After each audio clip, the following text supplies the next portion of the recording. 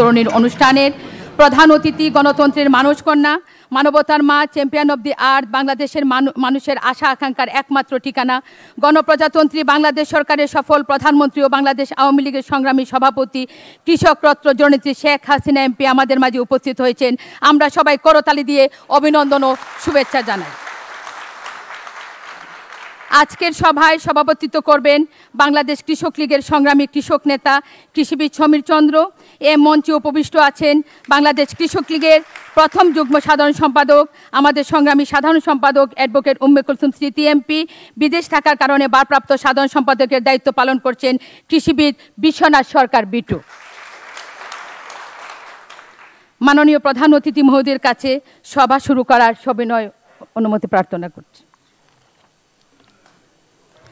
এখন শুভেচ্ছা বক্তব্য রাখবেন কৃষক লীগের ভারপ্রাপ্ত সাধারণ সম্পাদক কৃষিবিদ বিশ্বনাথ সরকার বিটু। কৃষিবিদ বিশ্বনাথ সরকার বিটু এখন শুভেচ্ছা বক্তব্য রাখবেন। পয়লা আষাঢ়, 15ই জুন, আষাঢ়, শ্রাবণ, ভাদ্র এই 3 মাস ব্যাপী বৃক্ষরোপণ কর্মসূচি 2024 এবং পুরস্কার বিতরণী 2020-21 অনুষ্ঠানের সভাপতিত্ব করছেন বাংলাদেশ কৃষক লীগের সংগ্রামী সভাপতি কৃষিবিদ সমীর চন্দ্রের সভাপতিত্বে। আজকের এই মহতী অনুষ্ঠানের প্রধান অতিথি এবং উদ্বোধক হিসেবে আজকে আসন অলঙ্কিত করবেন গণপ্রজাতন্ত্রী বাংলাদেশ সরকারের মাননীয় প্রধানমন্ত্রী, বাংলাদেশ আওয়ামী লীগের সভানেত্রী, গণতন্ত্রের মানসকন্যা, বিশ্ব মানবতার মা, 18 কোটি মানুষের স্বপ্নদ্রষ্টা, আমাদের গর্বের ধন, বঙ্গবন্ধুর তনয়া, সুযোগ্য তনয়া, কৃষক রত্ন, প্রকৃতি কন্যা, জননেত্রী শেখ হাসিনা এমপি মহোদয়। উপস্থিত আছেন বাংলাদেশ কৃষক লীগের যারা দিন রাত পরিশ্রম করছেন, সারা দেশকে কৃষককে সংগঠিত করেছেন, সেই বাংলাদেশ কৃষক লীগের কেন্দ্রীয় নেতৃবৃন্দ। উপস্থিত আছেন গণভবনের কর্মকর্তাবৃন্দ, ইলেকট্রনিক্স মিডিয়া এবং প্রিন্ট মিডিয়া সকল ভাইদেরকে জানাচ্ছি আমার সালাম, আদাব, শুভেচ্ছা, অভিনন্দন। প্রিয় ভাইরা আমার বক্তব্য প্রারম্ভে সব স্মরণ করছি, বিনব্য চিত্তে শ্রদ্ধা ভরে স্মরণ করছি জাতির সর্বকালের সর্বশ্রেষ্ঠ বাঙালি, জাতির জনক বঙ্গবন্ধু শেখ মুজিবুর রহমান। তার সাথে লাল সবুজ বাংলাদেশের রচনার প্রধান অন্যতম কারিগর বঙ্গমাতা শেখ ফরিদুন্নেছা, শহীদ বঙ্গমাতা শেখ ফরিদুন্নেছা মুজিব সহ 15 আগস্টের শহীদদের প্রতি শ্রদ্ধা জানাই। তেভাগা আন্দোলনের শহীদ কৃষকদেরকে শ্রদ্ধা জানাই। 1995 সালে তৎকালীন স্বৈরাচারী জামাত বিএনপি জোট সরকারের ধারা বুলেটে নিহত 18 জন কৃষক এবং 2004 সালে বিদ্যুতের দাবিতে 24 জন কৃষকের আত্মার প্রতি শ্রদ্ধা জানাই 30 লক্ষ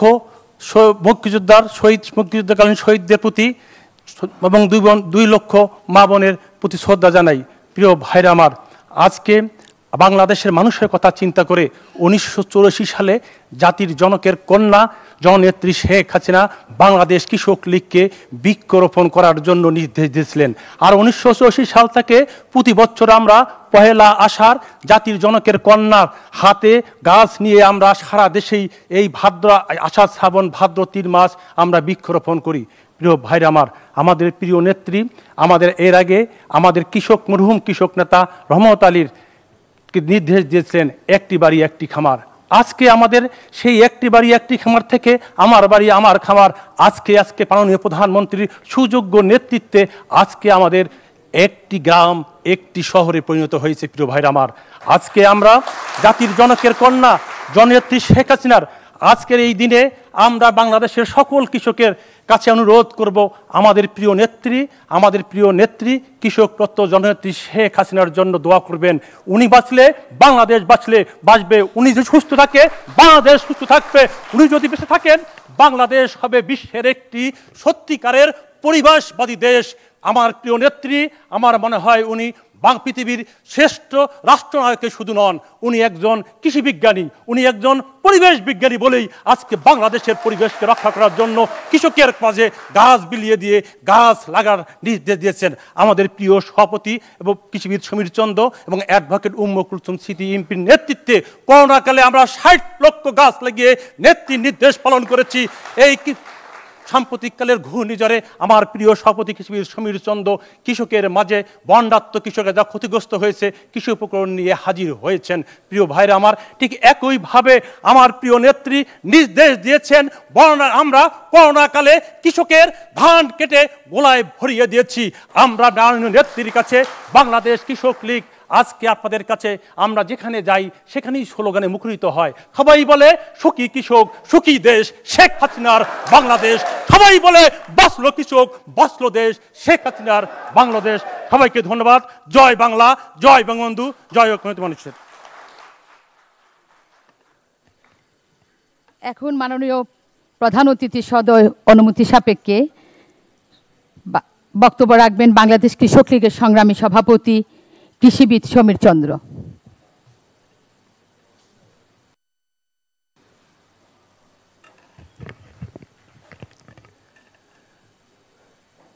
বৃক্ষরোপণের উপরে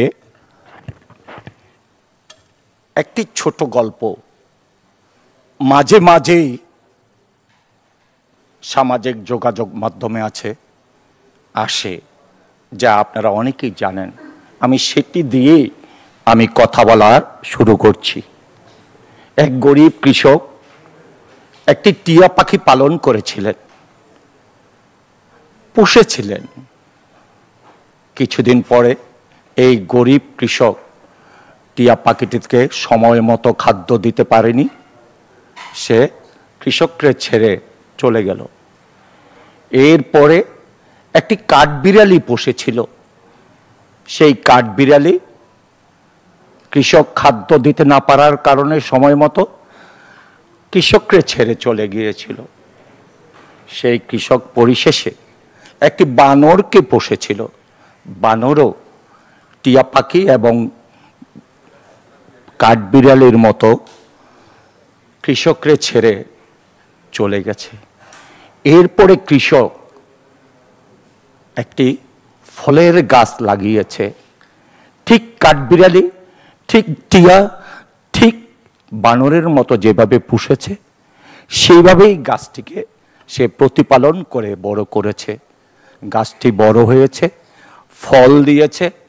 কৃষকের পোষা সেই টিয়া পাখি গাছে ফিরে এসেছে, সেই কাঠবিড়ালি ফিরে এসেছে, সেই বানরটিও পোশাক বানরটি কৃষকের সেই গাছে ফিরে এসেছে। তেমনিভাবে গাছ হচ্ছে মানুষের অকৃত্রিম বন্ধু এবং পরিবেশের বন্ধু। জাতির পিতা বঙ্গবন্ধু শেখ মুজিবুর রহমান এই বাংলাদেশের স্থপতি, উনি কত দূরদৃষ্টি সম্পন্ন বাঙালির সূর্য সন্তান ছিলেন। আপনারা একটু ভেবে দেখুন, এখন আমরা পরিবেশ নিয়ে আন্দোলন করছি। জাতির পিতা বঙ্গবন্ধু শেখ মুজিবুর রহমান 1972 সালের 16ই জুলাই এই বঙ্গভবনে একটি নারিকেলের চারা রোপণ করে বৃক্ষরোপণ কর্মসূচির উদ্বোধন করেছিলেন। আপা গণভবনে প্রথম করছিলেন আপা, সরাদ্দিনটা বলতেছি আপা।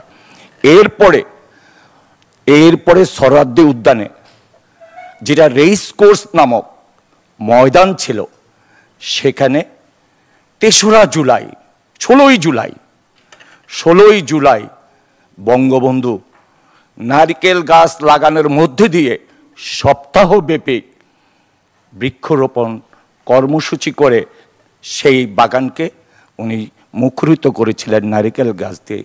একইভাবে আজকের কক্সবাজার সমুদ্র সৈকত থেকে শুরু করে যত ঝাউ গাছ, সৌন্দর্যের গাছ দেখেন, সবই জাতির পিতা বঙ্গবন্ধু শেখ মুজিবুর রহমান সেই দিন লাগানো শুরু করেছিলেন।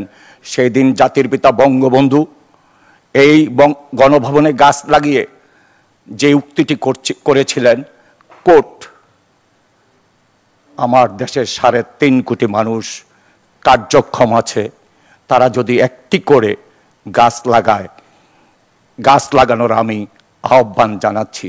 পিতা মুজিব এইভাবেই এই পরিবেশের ভারসাম্য রক্ষা থেকে বাংলাদেশকে রক্ষা করার জন্য মানুষের অকৃত্রিম বন্ধু বঙ্গবন্ধু শেখ মুজিবুর রহমান গাছকে লাগানোর উনি উৎসাহ দিয়েছিলেন, বিভিন্ন জায়গায় গাছ লাগিয়ে।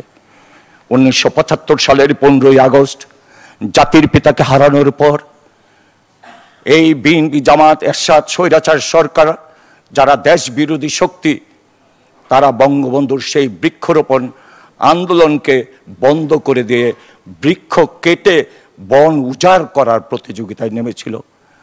1981 সালের 17ই মে বঙ্গবন্ধু তনয়া কৃষক রত্ন জননেত্রী শেখ হাসিনা এই দেশে ফিরে আসার পর সেই বাবার আদর্শকে ধারণ করে বাবার যোগ্য সন্তান হিসেবে দূরদৃষ্টি সম্পূর্ণ জ্ঞান নিয়ে 1984 সাল থেকে এই বাংলাদেশ কৃষক লীগকে সাথে নিয়ে এই 3 মাস ব্যাপী আষাঢ় শ্রাবণ ভাদ্র 3 মাস ব্যাপী বৃক্ষরোপণ কর্মসূচির যাত্রা শুরু করেছিলেন।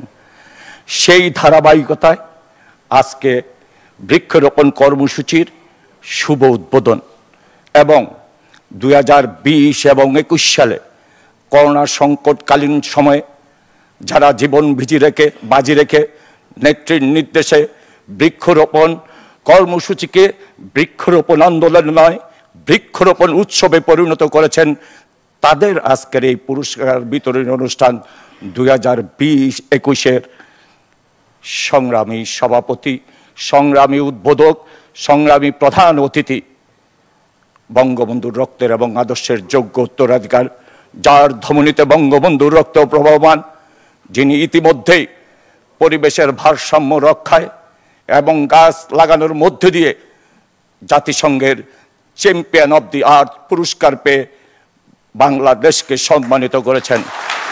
প্রিয় কৃষক লীগের ভাই ও বোনেরা, যেমনি উনি কৃষক লীগকে সাথে নিয়ে সারা বাংলাদেশের আওয়ামী লীগের নেতাকর্মীকে সাথে নিয়ে বৃক্ষরোপণ আন্দোলন সফল করেছিলেন, সেই দিনও বিমানবন্দরে নেমে, সেই দিন কিন্তু কৃষক লীগের কথা ভুলে যাননি। বিমানবন্দরে নেমেই চ্যাম্পিয়ন অব দি আর্থ পুরস্কারটি নিয়ে উনি এই পুরস্কারের জন্য বাংলাদেশ কৃষক লীগ সহ আওয়ামী লীগের সকল শ্রেণীর এবং সাধারণ মানুষের প্রতি উনি কৃতজ্ঞতা জানিয়েছিলেন। প্রিয় সাথী ও বন্ধুরা, আমাদের গর্বে ভরে যায় আজকের প্রধান অতিথি, যিনি এই তলাবিহীন ঝুড়ির বাংলাদেশকে আজকে উন্নয়নের রোল মডেলে পরিণত করেছে। আমরা তার প্রতি বাংলাদেশ কৃষক লীগ আজকে তাই যে কৃষকের জন্য, যেই কৃষকের ভাগ্যের হাসি ফুটানোর জন্যই জাতির পিতা বঙ্গবন্ধু শেখ মুজিবুর রহমান 1972 সালের 19 এপ্রিল কৃষক লীগ গঠন করেছিলেন। বাংলাদেশ কৃষক লীগ আজকে বঙ্গবন্ধুর লক্ষ্য স্বপ্ন পূরণে জননেত্রী শেখ হাসিনার নেতৃত্বে আমরা কাজ করে যাচ্ছি। যে কোনো দুর্যোগ দুর্বিপাকে বাংলাদেশ কৃষক লীগ, বাংলাদেশের কৃষক সমাজ জননেত্রী শেখ হাসিনার পাশে আছে, কারণ উনি আছে বলেই কৃষকের মুখে হাসি ফুটে আছে। আজকে আমি যারা এই 2021 এবং 2020 এবং 21 সালে পুরস্কার বিজয়ী হয়েছেন তাদেরকেও অভিনন্দন জানাই। সেই সাথে আমি শুধু বলতে চাই, মাননীয় প্রধানমন্ত্রী, সারা বাংলাদেশের কৃষক লীগের নেতা কর্মীদের আপনি ভালোবাসেন, কৃষকদেরকে ভালোবাসেন। আপনার মুখ থেকে যখন কৃষক লীগ শব্দটি উচ্চারিত হয়, কৃষক লীগের নেতা কর্মীদের বুক গর্বে ভরে যায়। আর যদি কোনোদিন আপনার বক্তৃতায় ভুলক্রমে কৃষক লীগের নামটা বাদ পড়ে, গ্রাম শহর ইউনিয়ন থেকে শত শত ফোন আসতে থাকে, নেত্রী কি আমাদের ভুলে গেল কিনা।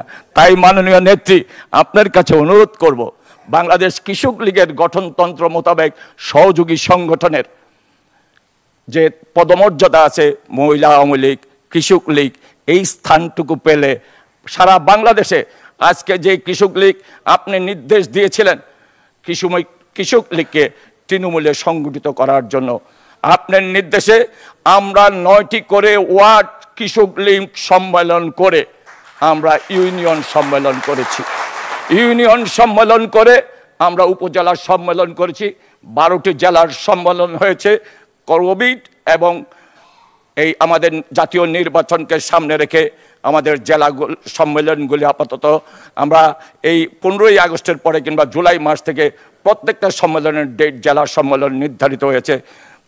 মাননীয় নেত্রী, আমি আমার কথা শেষ করার পূর্বে এবার বাংলাদেশ কৃষক লীগের 52তম বছর পূর্তি হয়েছে। আমরা সিদ্ধান্ত নিয়েছি বাংলাদেশের প্রতিটি নেতাকর্মী আমরা প্রত্যেকে 52টি করে গাছ লাগাবো। এইটা একদিনে সম্ভব নয়। আমরা পরিকল্পনা করেছি প্রতিদিন সকালবেলা এই 52 দিন আমরা একটি করে গাছ লাগাবো। বাংলাদেশ কৃষক লীগের 9টি করে ওয়ার্ড, 2932টি ইউনিয়ন সম্মেলন করে আমরা এই কাজটি করেছি। তাই 52টি করে যদি আমরা প্রত্যেকে গাছ লাগাই, প্রতিদিন একটি করে, আমরা ইনশাল্লাহ নেত্রী আপনার দোয়া থাকলে আমরা 52 লক্ষ গাছ এবার লাগাবো আপনার সাথে। প্রিয় নেত্রী, সেই সাথে বলবো আমরা এই গাছগুলি যেন বন মন্ত্রণালয় থেকে পেতে পারি, তার একটু সুযোগ ব্যবস্থা করে দেবেন। আমি আমার কথা বলা না বাড়িয়ে, কারণ কৃষক লীগের নেতা কর্মীরা সবাই আপনার কথা শোনার জন্য অধীর আগ্রহে ব্যস্ত আছে। এবং মাননীয় নেত্রী, আপনি জানেন 1 আগস্ট আর 1.5 মাস পরে, মাননীয় নেত্রী আপনি জানেন প্রতি বছরে 1 আগস্ট শোকের মাস।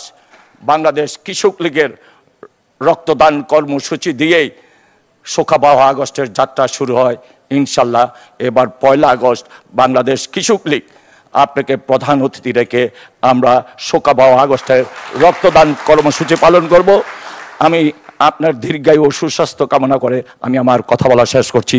জয় বাংলা, জয় বঙ্গবন্ধু, জয় হোক শেখ হাসিনা। এখন বৃক্ষরোপণ কর্মসূচির শুভ উদ্বোধন ঘোষণা ও বৃক্ষরোপণের উপর দিক নির্দেশনামূলক মূল্যবান ভাষণ দিবেন আজকের মহতী অনুষ্ঠানের সম্মানিত প্রধান অতিথি ও শুভ উদ্বোধক, কৃষক সমাজের আস্থার শেষ ঠিকানা, আধুনিক বাংলাদেশ গড়ার মূল কারিগর, আমাদের গর্বের প্রধানমন্ত্রী ও বাংলাদেশ আওয়ামী লীগের সংগ্রামী সভাপতি, কৃষক রত্ন জননেত্রী শেখ হাসিনা এমপি মহোদয় এখন আমাদের সামনে বক্তব্য রাখবেন। আমরা জোরে করতালের মাধ্যমে অভিনন্দন জানাতে চাই। বিসমিল্লাহির রহমানির রহিম। আমি আজকের এই অনুষ্ঠানের সভাপতি এবং সেই সাথে আমাদের কৃষক লীগের সকল নেতাকর্মী ভাই বোনেরা এবং সমগ্র বাংলাদেশে আমাদের কিষানি ভাই বোন সকলের জন্যই আমি শুভেচ্ছা জানাচ্ছি। এখানে যারা আছেন, এর বাইরেও যারা আছেন, আমি তাদেরকেও শুভেচ্ছা জানাই। বাংলাদেশ কৃষক লীগ 1 আষাঢ় প্রতি বছর বৃক্ষরোপণ কর্মসূচি আমরা শুরু করি এবং আজকে এখানে এই অনুষ্ঠানে বৃক্ষরোপণ সেই সাথে সাথে পুরস্কার বিতরণও হবে। যারা বেশি বৃক্ষ লাগিয়ে মানে আমাদের পরিবেশ রক্ষা করেছে তাদেরকে পুরস্কৃত করা হবে। কাজে এই অনুষ্ঠানে আমি আসতে পেরে সত্যিই খুব আনন্দিত। বাংলাদেশের অর্থনীতি মূলত নির্ভর করে কিন্তু কৃষির উপর। আমাদের অর্থনীতি কিন্তু কৃষি নির্ভর। জাতির পিতা বঙ্গবন্ধু শেখ মুজিবুর রহমান আমাদেরকে স্বাধীনতা দিয়েছেন এবং স্বাধীনতার পরপরই তিনি সবুজ বিপ্লবের ডাক দিয়েছিলেন এবং কৃষিকে সবথেকে বেশি গুরুত্ব দিয়েছিলেন। কৃষি উৎপাদন বৃদ্ধি করে মানুষের খাদ্য চাহিদা পূরণ করা, পুষ্টি চাহিদা পূরণ করা এবং বাংলাদেশের সাধারণ মানুষ দারিদ্র্যমুক্ত হবে, উন্নত জীবন পাবে। সেখানে কৃষক, শ্রমিক, মেহনতি মানুষ সকলের কথাই কিন্তু তিনি বলেছেন এবং স্বাধীনতার পর তিনি যে উদ্যোগগুলি নিয়েছিলেন তার ফলে বাংলাদেশ কিন্তু এগিয়ে যাচ্ছিল। একটা যুদ্ধবিধ্বস্ত দেশ গড়ে তুলে দেশকে তিনি স্বল্পোন্নত দেশে উন্নীত করে যান এবং যখন তিনি এই ঘুরে ধরা সমাজ ভেঙে একটা নতুন সমাজ গড়ার পদক্ষেপ নেন এবং বাংলাদেশকে সম্পূর্ণভাবে আত্মমর্যাদাশীল গড়ে তোলার দ্বিতীয় বিপ্লবের কর্মসূচি ঘোষণা দেন, আমাদের দুর্ভাগ্য যে সেই সময় 15 আগস্ট জাতির পিতা বঙ্গবন্ধু শেখ মুজিবকে নির্মমভাবে হত্যা করে। একই সাথে হত্যা করে আমার মা, আমার 3 ভাই তো আমার ছোট ছিল এবং আমার 2 ভ্রাতৃবধূ কামাল জামালের নবহিত বধূ, আমার একমাত্র চাচা শিখাবনে আছে সহ আমাদের পরিবারে 18 জন সদস্য রাষ্ট্রপতি, মিলিটারি সেক্রেটারি এবং পুলিশ অফিসার সহ যাদেরকে নির্মমভাবে হত্যা করা হয়েছে, আমি জাতির পিতা বঙ্গবন্ধু শেখ মুজিবুর রহমানের প্রতি শ্রদ্ধা জানাই। 15 আগস্টে যা শাহাদাত বরণ করেছেন তাদের প্রতি শ্রদ্ধা জানাই। আমি শ্রদ্ধা জানাই জাতীয় চার নেতার প্রতি, 30 লক্ষ শহীদের প্রতি, 2 লক্ষ মা বোনের প্রতি, যাদের মহান আত্মত্যাগ আমাদের স্বাধীন বিজয় এনে দিয়েছে।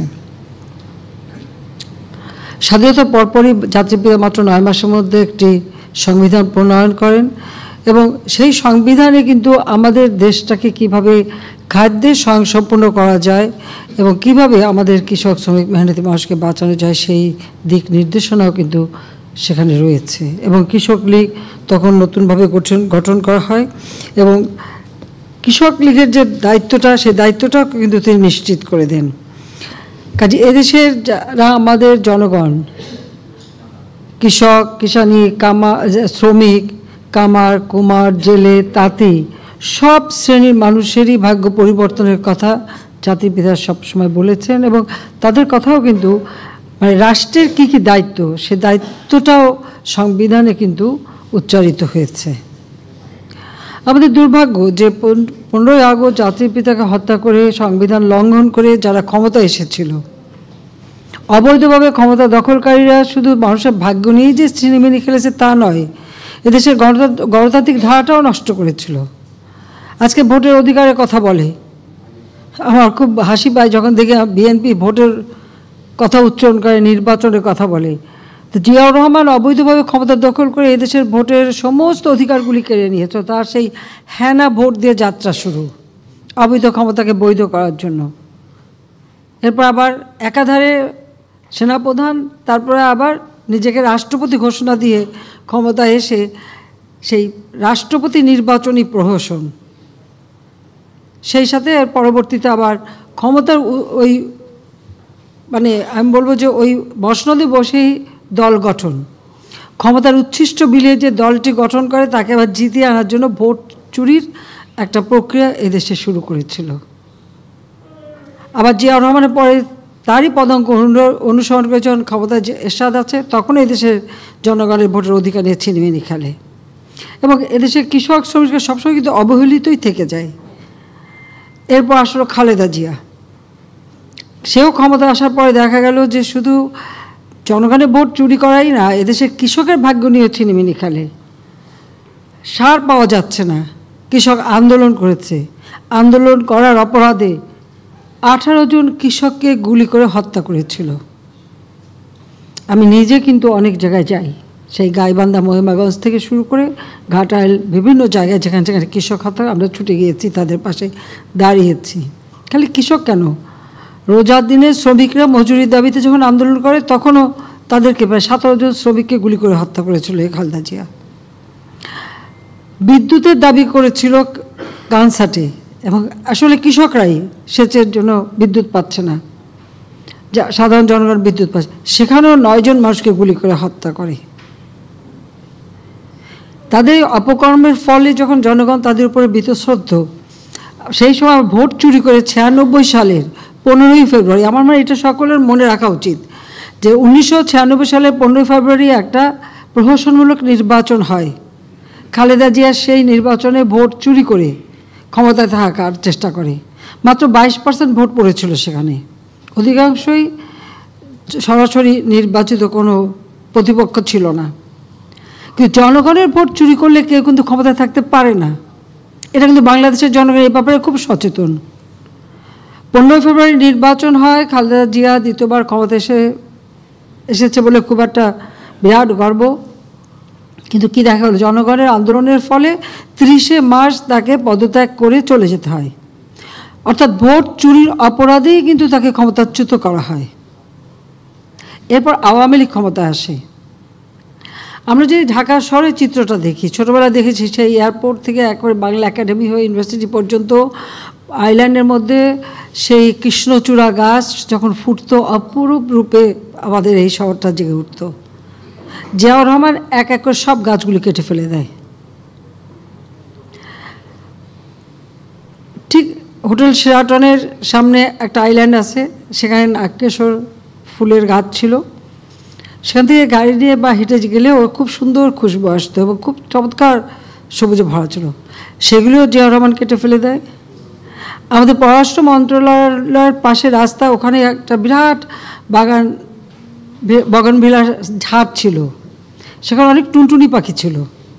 আমরা ছোটোবেলা রুটি টুটি নিয়ে ওখানে যেতাম, ওদেরকে খাবার দিতাম। সেগুলিও কেটে ফেলে দেয়। হাইকোর্টের সামনে বড় বড় দুটো গাছ, একটা মাত্র আছে এখন বট গাছ, আর একটা সেখানে অবশ্য ওটা নুরা পাগলার আখড়া ছিল, সবাই জানে। ওখানে ওই মাজার ঘিরেই ওখানে একটাই ছিল, সেটাও কিন্তু কেটে ফেলে দেয়। ঠিক এইভাবে সারা বাংলাদেশে মানে বৃক্ষ নিধন, এটাও কিন্তু তাদের একটা চরিত্র। এবং তার আর একটা নমুনা আপনারা পেয়েছেন 2013 সালে। আমরা সেই 84 সাল থেকে বৃক্ষরোপণ কর্মসূচি পালন করি। তখন তো রাজনীতি নিষিদ্ধ ছিল, তারপরেও আমরা কিন্তু আমাদের এই পরিবেশ রক্ষা বা জলবায়ু পরিবর্তন এসব কিন্তু তখনও বিশ্বে আসে নাই। কিন্তু আওয়ামী লীগ আমরা উদ্যোগ নেই যে না, আমাদের সবসময় অবশ্য গাছ লাগানো এটা আমাদের একটা মানে নীতি ছিল। তো তখন থেকে আমরা কিন্তু এই বৃক্ষরোপণ কর্মসূচি পালন করি এবং আমাদের কৃষক লীগের উপরেই আমরা দায়িত্ব দিই। তখন কৃষক লীগের সভাপতি ছিলেন আমরা রহমত আলী সাহেব, তাকে দায়িত্ব দেওয়া হয়। আপনার মনে আছে আমরা ধানমন্ডি লেকের পাড়ে প্রথম বৃক্ষরোপণ করি এবং এমনকি কবি সুফিয়া কামাল থেকে শুরু করে আমাদের অনেকেই সেখানে গাছ লাগিয়েছিলেন। সেই থেকে আমাদের যাত্রা শুরু। আর এটা আমরা শিখেছি জাতির পিতা বঙ্গবন্ধু শেখ মুজিবের কাছ থেকেই, কারণ তিনি এদেশে যেমন মানে ঘোড়দৌড় বন্ধ করে দিয়েছিলেন সেই রেসকোর্স ময়দান, সেখানে প্রথম বৃক্ষরোপণ করেন। ওখানে যে নারকেল গাছগুলি, অনেক পুরনো নারকেল গাছগুলি তার সময় লাগানো, তিনি নিজের হাতে বৃক্ষরোপণ করেন। এমনকি আমাদের গণভবনে এখানে যদি আমরা গাছগুলি দেখি, এর পুরনো সব গাছগুলি কিন্তু বঙ্গবন্ধুর নির্দেশেই লাগানো হচ্ছিল এবং খুব চমৎকারভাবে গাছগুলি সাজিয়ে লাগানো।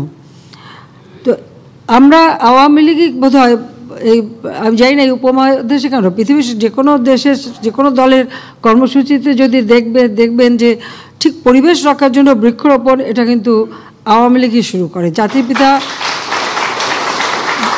আমাদের যে চর অঞ্চল, সেই নিজুম দ্বীপ থেকে শুরু করে ঢালার চর থেকে শুরু করে বিভিন্ন দ্বীপে এখন যে গাছপালা আছে, এটা কিন্তু জাতির পিতা বঙ্গবন্ধু শেখ মুজিবের নির্দেশেই কিন্তু এই গাছপালাগুলি লাগানো হয়। এবং সেখানে শুধু গাছ না, গাছের সাথে সাথে যেমন জোড়ায় জোড়ায় পাখি, হরিণ এই বা বিভিন্ন পশু পাখি, এগুলি জোড়ায় জোড়ায় সেখানে ছেড়ে দেওয়া, সেটাও কিন্তু জাতির পিতা বঙ্গবন্ধু শেখ মুজিবের নেতৃত্বে ভোলার আশেপাশে যতগুলি চর আছে সবগুলিতে কিন্তু তার নির্দেশে বৃক্ষরোপণ শুরু হয়। কক্সবাজার এখন জলোচ্ছ্বাস থেকে মুক্ত থাকে, একসময় জলোচ্ছ্বাসে কিন্তু এগুলি ভেসে যেত।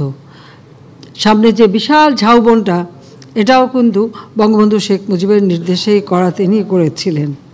তারই পদাঙ্ক অনুসরণ করে আমরা সরকার আসেন। আমরা আওয়ামী লীগ যখন বিরোধী দল কি, তখন তো পার্লামেন্টও ছিল না, তখন থেকেই কিন্তু আমরা এই বৃক্ষরোপণ কর্মসূচি বাস্তবায়ন করে যাচ্ছি। কারণ আমরা তখন তো বিশ্বেও ওই পরিবেশের কথা আসেনি, কিন্তু আমরা আমাদের নিজের উদ্যোগে করি। এবং তখন আমাদের নির্দেশ ছিল প্রত্যেকটা কর্মীকে যে অন্তত 3টা করে গাছ সবাই লাগাবে, একটা বনজ, একটা ফলজ, একটা ভেষজ।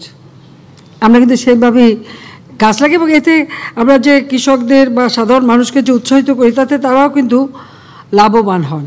জাতির পিতা বঙ্গবন্ধু শেখ মুজিব 1972 সালে 20 ফেব্রুয়ারি রামগতিতে উপকূলীয় বাঁধ মেরামত উদ্বোধন অনুষ্ঠানে তিনি বলেছিলেন, আমি কোট করছি, তিনি যে সবুজ বিপ্লবের ডাক দিয়েছিলেন সেটাকে লক্ষ্য রেখেই তিনি বলেছিলেন, কোট, দেশে কৃষি বিপ্লব সাধনের জন্য কৃষকদের কাজ করে যেতে হবে। বাংলাদেশে 1 ইঞ্চি জমিও অনাবাদি রাখা হবে না। জনগণের ঐক্যবদ্ধ কিন্তু নিঃস্বার্থ প্রচেষ্টার মাধ্যমেই দেশের বিধ্বস্ত অর্থনীতি দ্রুত পুনর্গঠনের নিশ্চয়তা বিধান করা যাবে, আনকোড। আমি যে সবাইকে বলছি 1 ইঞ্চি জমিও অনাবাদি থাকবে না, এটা কিন্তু আমার বাবার কাছ থেকে শেখা এবং তারই পদাঙ্ক অনুসরণ করেই আমি এই আহ্বানটা জানাচ্ছি। এবং আমাদের যে সংবিধান, সেই সংবিধানের 13 অনুচ্ছেদের 3 ধরনের মালিকানা নীতি দেওয়া আছে। কারণ আমাদের পরিবারগুলি যখনই ভাগ হয়, জমিগুলিও ভাগ হয়, মাঝখানে আইল বসে।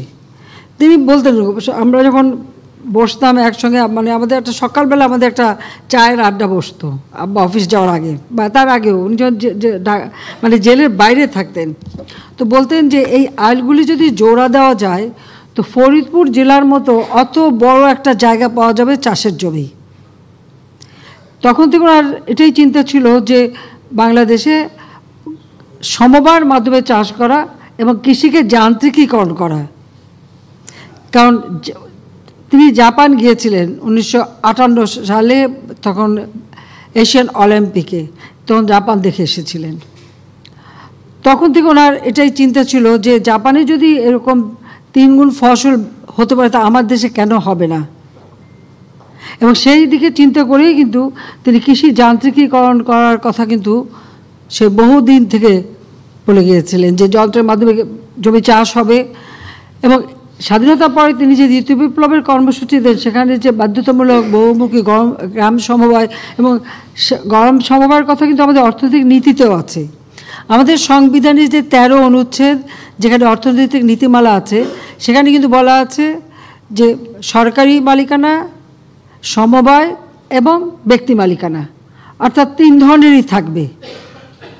আর সেখানে যে সমবায়ের মাধ্যমে যে জমি চাষ হবে, কোনো কৃষকের জমি নেওয়া হবে না, যার যার জমি বা জমির মালিকানা ঠিক থাকবে, কিন্তু সেটা চিহ্নিত থাকবে এবং সেটা ম্যাপ করা থাকবে এবং রেকর্ডে থাকবে। উৎপাদিত যে ফসলটা হবে সেই ফসলটা সেটাই ভাগ করা হবে। তার একটা খসড়া নীতিমালাও তৈরি করা হয়েছিল, কিন্তু আমাদের দুর্ভাগ্য হচ্ছে সেটা আর তিনি করে যেতে পারেননি। যে সেখানে কিষানি সে তাদের অংশ পাবে যারা শ্রম দেবে, যে মালিক, উপস্থিত মালিক বা যারা অনুপস্থিত মালিক তারা একটা অংশ পাবে, আর একটা অংশ থাকবে সমবায়ের জন্য, অর্থাৎ সরকারের কাছে, যেটা মাধ্যমে কৃষি উপকরণ বা পরবর্তীতে কৃষি চাষ করা বা এই সমস্ত যন্ত্রপাতিগুলি মানে ট্র্যাক্টর বা হারভেস্টার বা রেপার যেগুলি থাকবে এগুলিকে রক্ষণাবেক্ষণ সেই কাজে সেটা হবে এবং কৃষক তার সুবিধা মতো এগুলি ব্যবহার করবে। তো এই যে ব্যবস্থাটা তিনি শুরু করতে চেয়েছিলেন, কিন্তু সেটা তো সম্পন্ন করে যেতে পারেননি। আজকে অবশ্য এখন যে সমলয় চাষ শুরু হয়েছে, কিন্তু আমি মনে করি যে সমলয় শুধু করলেও হবে না, যে আমরা যদি আসলে সমবায়ের মাধ্যমে করতে পারি এবং যেভাবে আমি বললাম যে সেখানে যারা কিষানি কাজ করবে অবশ্যই তাদের অংশটা ভালো থাকতে হবে, কারণ তারা তো শ্রম দেয়। আর যারা মালিক, এবং ওই নীতিমালা এটাও ছিল যে যত বেশি যার জমি তার ভাগের পার্সেন্টেজ কিন্তু একটু কম থাকবে, কিন্তু সে বেশি পাবে কিন্তু একটু পার্সেন্টেজ দিক থেকে তার একটা সমতা রাখার জন্য। তো সেইভাবেই কিন্তু তিনি চিন্তাটা করেছেন, যেটা করে যেতে পারেননি। আজকে যদি করতেন বাংলাদেশটা চিত্রই বদলে যেত। আমাদের চেষ্টা সরকার আসার পর থেকে আমরা চেষ্টা করে যাচ্ছি। শুধু তাই না, উৎপাদিত পণ্য সংরক্ষণ, আমাদের দেশে 18টা না 19টা জেলা ছিল, আর ছিল মহকুমা। সমস্ত মহকুমাগুলিকে তিনি জেলায় রূপান্তর করেন এবং প্রত্যেকটা ইউনিয়ন পর্যায় পর্যন্ত খাদ্য গুদাম যাতে তৈরি হয়, অর্থাৎ কৃষক যা তার উৎপাদিত পণ্য যেন সংরক্ষণ করতে পারে এবং আপৎকালীন সময়ের জন্য খুব দ্রুত খাদ্য সরবরাহ করা যেতে পারে, সেই পদক্ষেপটাও কিন্তু বঙ্গবন্ধু শেখ মুজিব নিয়েছিলেন। কারণ এখন তো আমরা যোগাযোগ ব্যবস্থা অনেক ভালো করে দিয়েছি, তখন তো আর এই অবস্থাটা ছিল না। কাজেই সেদিকে লক্ষ্য রেখেই তিনি এই ব্যবস্থাটা নিয়েছিলেন। আমাদের সংবিধানের 14 নম্বর অনুচ্ছেদে তিনি বলেছেন, যেটা দেওয়া আছে, আমি কোট করছি, কোড, রাষ্ট্রের অন্যতম মৌলিক দায়িত্ব হইবে মেহনতি মানুষকে অর্থাৎ কৃষক ও শ্রমিককে এবং জনগণের অনগ্রসর অংশসমূহকে সকল প্রকার শোষণ হইতে মুক্তি দান করা। আনকোড।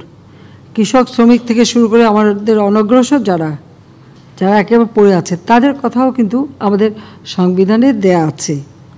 এবং অনুচ্ছেদ 16 সেখানে বলা আছে, নগর ও গ্রাম অঞ্চলে জীবনযাত্রার মানের বৈষম্য ক্রমাগতভাবে দূর করিবার উদ্দেশ্যে কৃষি বিপ্লবের বিকাশ, গ্রামাঞ্চলে বৈদ্যুতিকীকরণের ব্যবস্থা, কুটির শিল্প, অন্যান্য শিল্পের বিকাশ এবং শিক্ষা, যোগাযোগ ব্যবস্থা ও জনস্বাস্থ্য উন্নয়নের মাধ্যমে গ্রামাঞ্চলের আমূল রূপান্তর সাধনের জন্য রাষ্ট্র কার্যকর ব্যবস্থা গ্রহণ করিবে। আনকোড। আপনারা একটু চিন্তা করে দেখেন যে সেই কত আগে কত কথা চিন্তা করে, এটা কিন্তু আমাদের সংবিধানে দিয়ে গেছে, এটা কিন্তু সংবিধানেরই নির্দেশনা।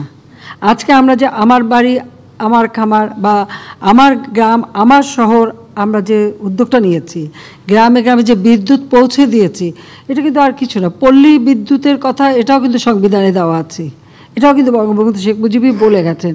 তা আমরা কিন্তু যেটা করছি, জাতির পিতা যেটা করতে চেয়েছেন ঠিক সেই বিষয়টাকে আমরা গুরুত্ব দিয়ে সেটাই অনুসরণ করে আমরা করে যাচ্ছি বলে আমাদের আজকে কিন্তু দেশ এগিয়ে যাচ্ছে। আপনাদের মনে আছে 1998 সালে যে ভয়াবহ বন্যা, দীর্ঘদিন প্রায় 69 দিন পানির নিচে দেশ, যেমন একদিকে শিল্প কলকারখানা যেখানে যেখানে পানি উঠেছিল সেগুলি যেমন বন্ধ, আর একেবারে ফসল তো পুরো নষ্ট। তখন অনেক আন্তর্জাতিক সংস্থাটা বলেছিল যে এই বন্যা মানে বাংলাদেশ সামাল দিতে পারবে না, 2 কোটি মানুষ না খেয়ে মারা যাবে। আমি বলেছিলাম যে একটি মানুষও না খেয়ে মারা যাবে না। আমরা কিন্তু সেটা করেছিলাম, সে হাতে রুটি বানিয়ে গুড় দিয়ে হেলিকপ্টারে করে বিভিন্ন জায়গায় জায়গায় আমরা পৌঁছে দিতাম, এবং সকলে এ ব্যাপারে এক হয়ে কাজ করেছিল বলেই সে বন্যায় কিন্তু না খেয়ে কেউ মারা যায়নি। আর সেই সাথে যে ফসল যে ক্ষতি হয়েছিল, যেসব এলাকায় একটু উঁচু ছিল, যেমন বিভিন্ন ক্যান্টনমেন্টগুলি থেকে শুরু করে বিভিন্ন জায়গায়, আমি আমাদের সমস্ত বাহিনীগুলিকে বলে দিয়েছিলাম এবং আমাদের যেখানে যেখানে উঁচু জমি তাদেরকে বীজ দিয়ে দিয়েছিলাম, সার দিয়ে দিয়েছিলাম বীজতলা তৈরি করতে। পানি নামার সাথে সাথে আমরা কৃষকদের জন্য সেই বীজতলাগুলি এয়ারফোর্সের হেলিকপ্টারে করে বীজতলা সার এবং নগদ টাকা কৃষকদের কাছে পৌঁছে দিই, এবং বাংলাদেশ প্রথম খাদ্যে স্বয়ংসম্পূর্ণতা অর্জন করে। যেদিন পার্লামেন্টে এই ঘোষণাটা দিলাম সেই দিন বিএনপি, খালেদা জিয়া পার্লামেন্টে বসা, সাইফুর রহমান বসা, তাদের সাবেক অর্থমন্ত্রী সবাই, আমি যখন এটা ঘোষণা দিলাম সাথে সাথে তা উঠে বলল, খাদ্যে স্বয়ংসম্পূর্ণ ভালো না, খাদ্য সাহায্য পাওয়া যাবে না। ওদের মানসিকতাটা কি, ওদের চিন্তা ভাবনাটা কি, এই যে চিন্তার দন্যতা, অর্থাৎ মানে সারা জীবন আমরা ভিক্ষা চেয়ে খাবো।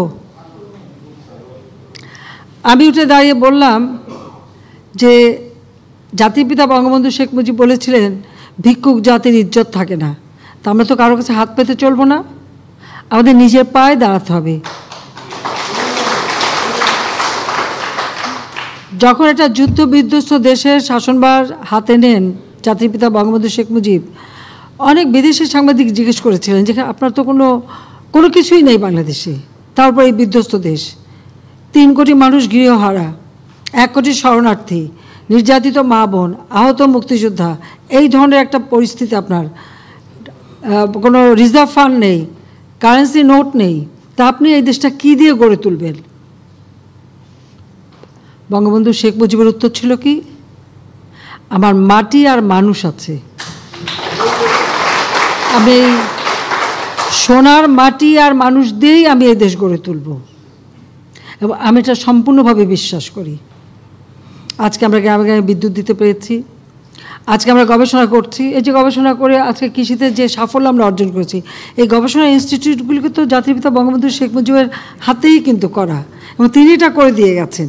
তিনি কৃষি গবেষণা ইনস্টিটিউট করেছেন, পাট গবেষণা ইনস্টিটিউট, কৃষি গবেষণা কাউন্সিল, ধান গবেষণা ইনস্টিটিউট, তুলা উন্নয়ন বোর্ড, এবং এরকম কৃষিভিত্তিক বিভিন্ন প্রতিষ্ঠান তিনি করে দিয়ে গেছেন। আমি যখন 96 সালে সরকারে আসি, আমি দেখি গবেষণায় 1 টাকা এক্সট্রা দেওয়া নাই, যেটুকু নিয়ম মতো ইউনিভার্সিটির একটা মাত্র কৃষি বিশ্ববিদ্যালয় আমাদের, আর কৃষি ইনস্টিটিউট, ধান গবেষণা ইনস্টিটিউট, কৃষি গবেষণা ইনস্টিটিউট, ওই তারা রুটিনভাবে যেটুকু টাকা পাবো ওইটুকুই। আমি সাথে সাথে সেই সময় সরকার গঠন করেছিলাম আমরা 23শে জুন 96 সালে আওয়ামী লীগের প্রতিষ্ঠাবার্ষিকীতে, তাই সে তখনই তো করলাম। আমি সাথে সাথে তখন আমাদের বাজেটও তৈরি করতে হবে, কিন্তু তার আগেই আমরা একটা প্রফেশনাল একটা বাজেট করে নিয়েছিলাম, এবং 12 কোটি টাকা শুধু এই ধান গবেষণা এবং গবেষণার জন্য আমরা দিয়ে দিলাম, কৃষি গবেষণায়। সেখানে ফান্ড দিয়ে বললাম যে আমাদের যে এই যে 98 সালে আমাদের একটা পানির ভিতরে থেকে ফসল নষ্ট হয়ে গেল। আমাদের দক্ষিণ অঞ্চলে লবণাক্ততা দেখা দেয়, লবণাক্ত সহিষ্ণু ধান এবং আমাদের উচ্চ ফলনশীল ধান, উচ্চ ফলনশীল সবজি, উচ্চ ফলনশীল তরিতরকারি, 12 মাসই তরিতরকারি, সেগুলি করতে হবে। এবং আমি ধন্যবাদ জানাই আমাদের কৃষি বিজ্ঞানীদের, আজকে বাংলাদেশে কিন্তু তারা সেটা করেছে সফলভাবে। লবণাক্ত সহিষ্ণু ধান ইতিমধ্যে বীজ আমরা দিতে শুরু করছি, হাইব্রিড ধান তো আমরা দিচ্ছি, অল্প সময়ের মধ্যে ফসল উৎপাদন হচ্ছে। এবার যে ঘূর্ণিঝড় হলো, আমাদের হাওড় অঞ্চল থেকে বিভিন্ন অঞ্চলে আমাদের বোরো ধানটা একটু নষ্ট হয়নি, কারণ আমরা অল্প সময়ের মধ্যে যাতে অধিক ফলনশীল হয়। আর তাছাড়া আমরা এবার হারভেস্টার ব্যবহার করে দ্রুত ধান কেটে কৃষককে তুলে দেওয়ার ফলে আজকে কিন্তু এই ক্ষতিটা প্রত্যেকবার কিন্তু এই হাওড় অঞ্চলে হতো, এবার হয়নি। যান্ত্রিকীকরণের মাধ্যমে করলে তার যে একটা সুফল আছে সেটাও কিন্তু আমরা পেলাম, সেইভাবেই আমরা কাজ করে যাচ্ছি। আমাদের যারা মানে কৃষি ইউনিভার্সিটি, মাত্র একটা কৃষি ইউনিভার্সিটি, আমি তারপরে 3টা ইউনিভার্সিটি তৈরি করলাম এবং আমি যে 12টা বিজ্ঞান প্রযুক্তি বিশ্ববিদ্যালয় করেছিলাম তার মধ্যে 2টোকে আমরা বিশেষভাবে দিয়েছিলাম, একটা হচ্ছে পটুয়াখালী আর একটা হচ্ছে দিনাজপুরে। এটা হচ্ছে মানে এটা এখানে কৃষি গবেষণা, কৃষির উপরে শিক্ষা, কৃষিকে আমরা গুরুত্ব দেওয়ার জন্য সেখানে আমার নির্দেশনা ছিল, সেইভাবে আমরা কিন্তু করেছি। এবং আমাদের কৃষি গ্রাজুয়েট যারা, তাদের আগে পদমর্যাদা তেমন ছিল না, যেটা কিন্তু জাতিপিতা বঙ্গবন্ধু শেখ মুজিবই সেই পদমর্যাদা তাদের দিয়ে যান। এবং 73 সালে একটি তহবিল গঠন হয়েছিল সেটা পুরস্কারের জন্য, যে বঙ্গবন্ধু পুরস্কার তহবিল, যা 15 আগস্ট জাতির পিতাকে হত্যার পর সেটা কিন্তু বন্ধ হয়ে যায়। যাও, আমরা সরকারে আসার পর থেকে আবার সেই কৃষকদের জন্য আরও যত রকমের সহযোগিতা করা আমরা সেটা করে যাচ্ছি। এবং যখন ওরা কৃষকদের হত্যা করলো, তারপর কিন্তু আমরা আন্দোলন শুরু করলাম, কৃষক বাঁচাও দেশ বাঁচাও আন্দোলন। মনে আছে সকলের যে তখন কিন্তু এই কৃষক বাঁচাও দেশ বাঁচাও, কৃষি বাঁচলে দেশ বাঁচবে, কারণ এটা আমাদের ভুলে গেলে চলবে না। আমাদের অর্থনীতি মূল নির্ভরশীল হচ্ছে কৃষির উপর। কাজে এই কৃষি অর্থনীতিটাকে আমরা আরও উন্নত করে আমরা শিল্পায়নে যাব, কিন্তু কৃষি বাদ দিয়ে না, কৃষিকেও আমরা উন্নত করব এবং কৃষিভিত্তিক শিল্পটাই আমাদের বেশি গড়ে উঠবে। আমাদের কাঁচামাল তো এখান থেকে আসবে, সেটা লক্ষ্য রেখে আমরা সারা বাংলাদেশে 100টা অর্থনৈতিক অঞ্চল করছি।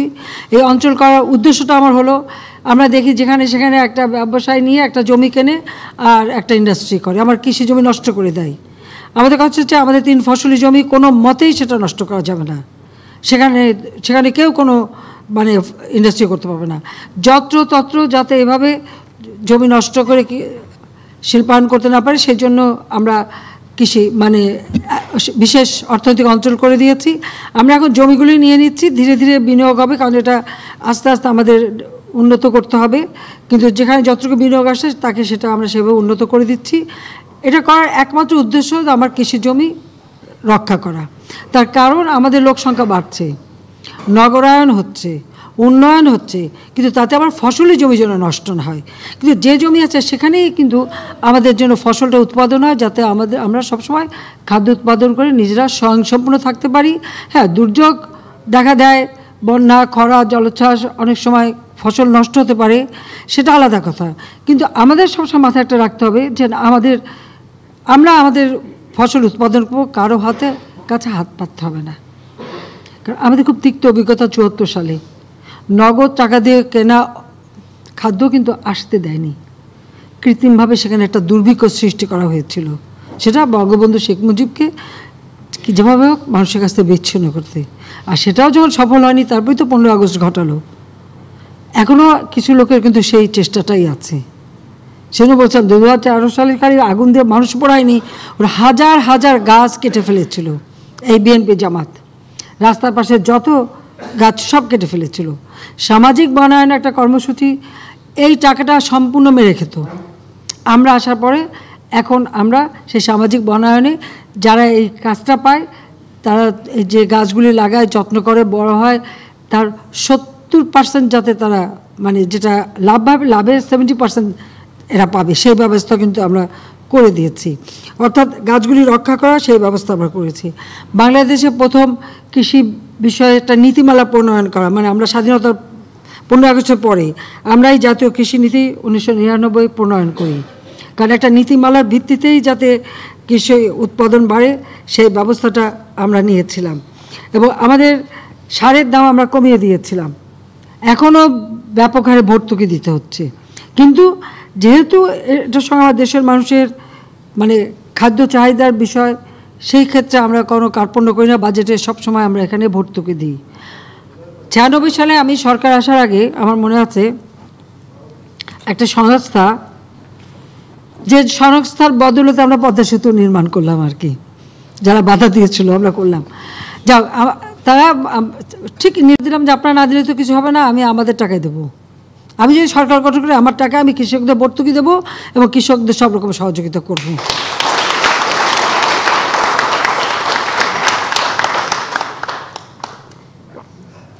অবশ্যই সে ছিল তখন আমাদের এই দেশে ওয়ার্ল্ড ব্যাংকের যে প্রতিনিধি। খালেদা জিয়া বিএডিসি বন্ধ করে দিয়েছিল, প্রায় কোনো মতে একটা ছোট্ট অংশ বেঁচেছিল। কেন? বীজ উৎপাদন বেসরকারি খাতে হবে আর বীজ বিদেশ থেকে আমদানি করবে। ওদের কিছু লোক ব্যবসায় জড়িত ছিল, 2-4 জনের নামও আমি জানি, তো নাম বলে তাদের গুরুত্ব বাড়াতে চাই না। যাই হোক, তো আমার কথা তা না, আমাদের বীজ আমরা উৎপাদন করব, উন্নত মানের বীজ আমরা করব, যার জন্য আমরা বীজ গবেষণাগার এমনকি দক্ষিণ অঞ্চলেও ছিল না, আমরা সেখানেও করে দিয়েছি। আর এখন আমাদের কিছু এখানে তো খুব ভালো বীজ উৎপাদন হচ্ছে। শাক সবজি, শীতকাল আসবে লাউ খাবে, শীতকাল আসবে সিম খাবে, শীতকাল আসবে ফুলকপি খাবে, গাজর খাবে, পাতাকপি খাবে, এই তো ছিল অবস্থা। এখন তো 12 মাস খাচ্ছে, 12 মাস পাচ্ছে মানুষ, পাচ্ছে না? পাচ্ছে। এটা তো আমাদের এই গবেষণার ফসল। আমাদের মাটির সাথে সহনশীল করে করে আমরা করব। আমাদের দেশে কোনোদিন ভুট্টা চাষ হতো না। আমি গিয়েছিলাম ইন্দোনেশিয়া, তো ইন্দোনেশিয়ার প্রেসিডেন্ট সুহার্তো, তিনি বললেন 5 লক্ষ মেট্রিক টন ভুট্টো ওনাকে আমদানি করতে হয়। তো মতিবা আমার সাথে ছিল। আমরা ভুট্টা উৎপাদন করি না কেন? বলছে আমাদের মাটিতে হবে কি না। আমরা নিশ্চয়ই হবে। আমরা ভুট্টা চাষ শুরু করলাম। ভুট্টা চাষ শুরু করার একটা অন্য ইতিহাস আছে, সেটা আর বলে সবাই নষ্ট করবো না, কিন্তু আমরা শুরু করেছিলাম এবং করেছিলাম যাদের দিয়ে যারা এসব কাজে কখনো ছিলই না, কিন্তু আমরা সেখানে করি কাজে। এইভাবে আমরা কিন্তু যেমন আমাদের পেঁয়াজ নিয়ে এত ঝামেলা, পাশের দেশ থেকে পেঁয়াজ কিনি, হঠাৎ পেঁয়াজ বন্ধ, আমরা কেন উৎপাদন করি না? আজকে তো আমরা পেঁয়াজ উৎপাদন করছি, অন্তত 40% চাহিদা আমরা এখন মেটাতে পারি। ক্রমান্বয়ে আমরা এটা আরও বাড়াতে পারবো। আমাদের গবেষণা করে এখন পেঁয়াজের বীজ উৎপাদন করেই তো আমাদের অনেক কিষানি মেলা টাকা কামাই করছে। কাজে এখন এটা সংরক্ষণেরও ব্যবস্থা করা হয়েছে। আমরা আমাদের কৃষকদের জন্য এখন তো মোবাইল ফোন, ডিজিটাল বাংলাদেশ এবং মোবাইল ফোন সকলের হাতে। আমাদের প্রায় 400-র উপর সেন্টার আছে, যেখানে কৃষকরা যে কোনো সময় তার ক্ষেতের একটা ফসল ছবি তুলে পাঠিয়ে, ওখানে এখন পাতা হলুদ হলো কেন বা কী সার দিতে হবে কত, সেটা কিন্তু তারা এখন জেনে নিতে পারে। সেই আমরা তথ্য বাতায়ন করে দিয়েছি। প্লাস আমাদের যে সার বা কতটুকু কী ব্যবহার হবে সেটাও সুনির্দিষ্ট করা, মাটি পরীক্ষা করে কৃষক কতটুকু ব্যবহার করবে সে ব্যবস্থাটাও কিন্তু আমরা করে দিয়েছি। যে কোনো কথায় কথা অতিরিক্ত সার দিয়ে দেখা যায় শুধু গাছই হচ্ছে আর ফল হয় না, ফসলটা পাওয়া যায় না। পরিমিতভাবে ব্যবহার করা, সেটার দিকেও কিন্তু আমাদের দৃষ্টি আছে এবং সে ব্যাপারে আমাদের আরও কাজ করতে হবে। আমরা বিভিন্ন ফলমূল এখন বাংলাদেশে কিন্তু উৎপাদন হয়, এমনকি স্ট্রবেরিও তো আমরা করতে পারি, এখন টিউলিপ ফুলও হচ্ছে। তো বাংলাদেশের মাটি, জাতির পিতা যে বলছেন সোনার মাটি এবং সোনার মানুষ, আমরা সেটা দিয়ে সব কিছুই করতে পারবো। এটাই হচ্ছে আমাদের কথা।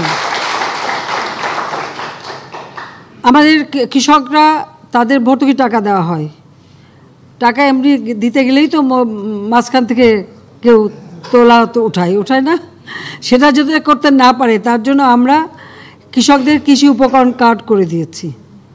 প্রায় 2 কোটির মতো কৃষি উপকরণ কার্ড আছে, যেটা দিয়ে তারা কৃষি উপকরণটা সহজে নিতে পারে। আর কৃষকদের ব্যাংক অ্যাকাউন্ট খোলা, মাত্র 10 টাকায় ব্যাংক অ্যাকাউন্ট যাতে খুলতে পারে, প্রায় 1,08,00,000 ব্যাংক অ্যাকাউন্ট আছে। কাজে তার ব্যাংক অ্যাকাউন্টে তাদের যে ভর্তুকি টাকা সরাসরি অ্যাকাউন্টে চলে যায়, আমরা সেই ব্যবস্থাটাও তো করে দিয়েছি। এবং এটা শুরু করেছিলাম 2010 সালে, আমরা কুড়িগ্রাম থেকে শুরু করি। এবং বিনামূল্যে সার বীজ যখন একবার বন্যা হলো, আমরা সেই সুনামগঞ্জের তাহেরপুর যে প্রথম এই যে হাইব্রিড বীজ আর সার বিনামূল্যে কৃষকদের দেওয়া শুরু করলাম। আমরা আবার বিএডিসি চালু করেছি, টিসিবিও এখন কার্যকর, কারণ এগুলিও বন্ধ করে দেওয়া হয়েছিল। আর ন্যায্য মূল্যের দোকান কস্কো যেটা জাতির পিতা করেছেন সেটা তো বন্ধই করে দিয়েছে খালেদা জিয়ার আমলে। জিয়ার আমলের থেকে এগুলি বন্ধ। সাধারণ মানুষ, মধ্যবিত্ত যারা সুবিধা পেত সেই সুবিধা থেকে তাদের বঞ্চিত করা হলো। শুধু ছিল অর্থশালী কিছু লোক তৈরি করা আর তেলা মাথায় তেল দেওয়া। আমরা এখন বিভিন্ন সাইলো তৈরি করে দিচ্ছি যেখানে চিলিং সিস্টেম থাকবে, অর্থাৎ সেখানে মানে এমনভাবে এয়ার কন্ডিশন করা থাকবে কোন ফসলের জন্য কত টেম্পারেচার দরকার সেভাবে চেম্বার করে করে সেটা রাখতে পারবে। ঠিক সেই ধরনের আমরা চেম্বার তৈরি করে দেব। প্রথমে 8টা বিভাগে 8টা, এরপরে পর্যায়ক্রমিকভাবে করব। একটা সাইলো শুধু সান্তাহারে আমরা করেছি মানে আমাদের চাল রাখার জন্য, ধান রাখার জন্য, সেটা হচ্ছে প্রায় 26,000 মেট্রিক টন রাখতে পারবে সেইভাবে। কিন্তু মংলা একটা করেছে, এভাবে আমরা সারা বাংলাদেশে করে দেবো, যেটা উদ্বৃত্ত ফসলটা আমরা সংরক্ষণ করি। কোনো প্রাকৃতিক দুর্যোগ হলে যেন আর আমার কারো কাছে হাত পাতে না হয়, আমরা সেখান থেকেই কৃষকের চাহিদা মেটাতে পারি। শুধু তাই না, এটার আরেকটা উদ্দেশ্যটা হলো বারবার একই ফসল ফলাতে ফলাতে কিন্তু মাটির গুণটা নষ্ট হয়ে যায়। তো আমরা যদি একটু বেশি একটা ফসল করার পরে তারপর অন্য একটা ফসল তৈরি করলাম, এরপর আবার আমরা ধানে গেলাম, যে বারবার আমরা ধান করছি, এই ধানের মাঝে কিন্তু আরেকটা ফসল আমরা করতে পারি, তাহলে আমার মাটিটা কিন্তু আবার পুষ্টি ফিরে পায়। তো সেইভাবে চিন্তা করে যদি আমরা বেশি ফসল করে সংরক্ষণ করলাম, আমরা অন্য একটা ফসল করে আবার আমরা করলাম, এইভাবেই যদি আমরা হিসাব করে করতে পারি, তো কোনোদিন আর বাংলাদেশের মানুষকে কারো কাছে হাত পাততে হবে না, চাইতে হবে না। এটাই হচ্ছে সবথেকে বড় কথা, সেটাই আমরা করব। ঝড়, বন্যা এগুলি তো আমাদের আসবেই, এটা আমাদের মাথায় রাখতেই হবে। আমাদের প্রাকৃতিক দুর্যোগের দেশ, কিন্তু এই দুর্যোগ মোকাবেলাটা, আজকে যে বৃক্ষরোপণ কর্মসূচিটা বর্ষাকালে আমরা শুরু করি, তার কারণ দুর্যোগ প্রতিরোধে আমাদের বৃক্ষ কিন্তু সুরক্ষা দেয়। উপকূলীয় অঞ্চলে সবুজ বেষ্টনী করা, কৃত্রিম উপায়ে ম্যানগ্রোভ তৈরি করা, এবং এই জলোচ্ছ্বাস থেকে উপকূলীয় অঞ্চলকে রক্ষা করতে হলে আমাদের মানে ব্যাপকভাবে বৃক্ষরোপণ করেই কিন্তু এটা করতে হবে। সেদিকেই আমাদের দৃষ্টি দিতে হবে, এটাই করব। তো আমি আসলে এটা বলবো যে আওয়ামী লীগ সরকার আসার পর থেকে কিন্তু আমাদের পরিবেশ রক্ষা, পরিবেশ রক্ষা করা, প্রাকৃতিক ভারসাম্য রক্ষা করা, সেসব বিষয়ে সবথেকে বেশি আমরা গুরুত্ব দিচ্ছি। সেই সাথে আমার দেশের মানুষের খাদ্য চাহিদা, পুষ্টি চাহিদা পূরণ করা, সেদিকে আমরা দৃষ্টি দিয়েছি। আজকে আমরা যদি একটু হিসাব দেখি যে আমাদের উৎপাদনের দিক থেকে আমরা দানাদার শস্য 96 সালে তো মাত্র 79 লক্ষ মেট্রিক টন হতো, আমাদের গৃহীত পদক্ষেপে সেটা 1 কোটির উপরে বাড়ে। 2009 যখন আসি তখন আমরা দেখি যে ওই আমরা যেটুকু করে গেছিলাম বোধহয় 1,69 লক্ষ আমরা রেখে গেছিলাম, সেটা আমাদেরই উদ্যোগ, কিন্তু এরপর মাত্র 1,80 লক্ষ। বিএনপি আমাদের তেমন আর বৃদ্ধি পায়নি। যা হোক 2006 ছিল এটা 1,06 লক্ষ মেট্রিক টন, আজকে এটা 4 গুণ বৃদ্ধি পেয়েছে আমাদের দানাদার শস্য, অর্থাৎ 4,92,96,000 মেট্রিক টন আমরা উৎপাদন করি। সেচের আওতায় আমাদের জমি, যেটা বিএনপি আমলে ছিল 28 লক্ষ হেক্টর, এখন তা 79 লক্ষ হেক্টর। এই সেচের ব্যাপারে আমি বলবো যে আমরা কিন্তু এখানে বিদ্যুতে ভর্তুকি দিচ্ছি। তবে আমরা ইতিমধ্যে একটা চমৎকার একটা জিনিস আবিষ্কার হয়েছে, সেটা হলো সোলার প্যানেলের সাহায্যে একটা ছাতার মতো তৈরি করা, নিচে কুয়া, বৃষ্টির পানিটা সেখানে সংরক্ষণ হবে, আর ওই সোলার প্যানেলের বিদ্যুৎ দিয়েই কিন্তু ওই সেচটা দেওয়া হবে। সেখানে খুব বেশি একটা জমি নষ্ট হবে না। আর এখন সোলার প্যানেলগুলো আরও আধুনিক হচ্ছে, অল্প জায়গায় হয়। আশেপাশে গ্রামে আমরা সোলার প্যানেল বসে সেটা দিয়ে আমরা সেচটা সম্পূর্ণভাবে আমি সোলার পাওয়ারে নিয়ে যেতে চাচ্ছি। এতে প্রথমে একটা খরচ আছে, কিন্তু পরে কৃষকের কিন্তু খুব কম খরচে তারা করতে পারবে, সেটাই আমরা করব। তো এখন আমাদের প্রায় 80 লক্ষ হেক্টর জমি আছে। আমাদের মাছ উৎপাদন মাত্র 21.30 লক্ষ মেট্রিক টন ছিল, এখন 53.14, কিন্তু এটা কিন্তু মাছে কিন্তু আমাদের মিষ্টি পানি মাছে আমরা কিন্তু এখন 2য় স্থান অধিকার করেছি, চীনকে আমরা করেছি। আমাদের ইলিশে তো আমরা 1 নম্বর আছি।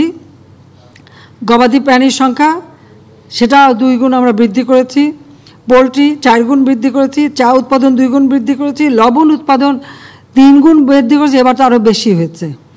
এই জন্য এবার আমরা সমস্ত যে মাদ্রাসা থেকে শুরু করে বিভিন্ন জায়গায় যারা চামড়া, প্রত্যেকের কাছে লবণ পৌঁছে দেওয়া হয়েছে, যে চামড়া নেওয়ার সাথে সাথে লবণ দিয়ে সেটাকে সংরক্ষণ করবে, চামড়াটা যাতে নষ্ট না হয় এ ব্যাপারে সচেতনতা সৃষ্টি করেছে এবং প্রতিটি জায়গায় কিন্তু আমরা লবণ পৌঁছে দিয়েছি। এবার আমাদের যেহেতু প্রচণ্ড খরা ছিল, লবণও খুব ভালো উৎপাদন হয়েছে, কিন্তু সেটা আমাদের কাজে লাগছে।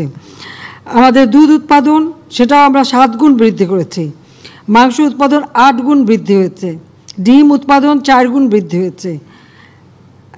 কাজে আমি এটুকুই বলবো যে এই যে আমরা বৃদ্ধি করেছি, আমাদের মানুষের যেমন অর্থনৈতিক সচ্ছলতা এসেছে, ক্রয় ক্ষমতা বৃদ্ধি পেয়েছে। আগে যারা একবেলা খেতে পারতো না, আল্লাহর রহমতে তারা 2 বেলা 3 বেলা খেতে পাচ্ছে, পুষ্টি সম্পর্কে সচেতন হয়েছে, কাজে খাদ্যের চাহিদাও বৃদ্ধি পেয়েছে। সেই সাথে সামঞ্জস্য রেখে আমাদের উৎপাদনও বাড়াতে হবে, সেদিকেও আমাদের দৃষ্টি দিতে হবে।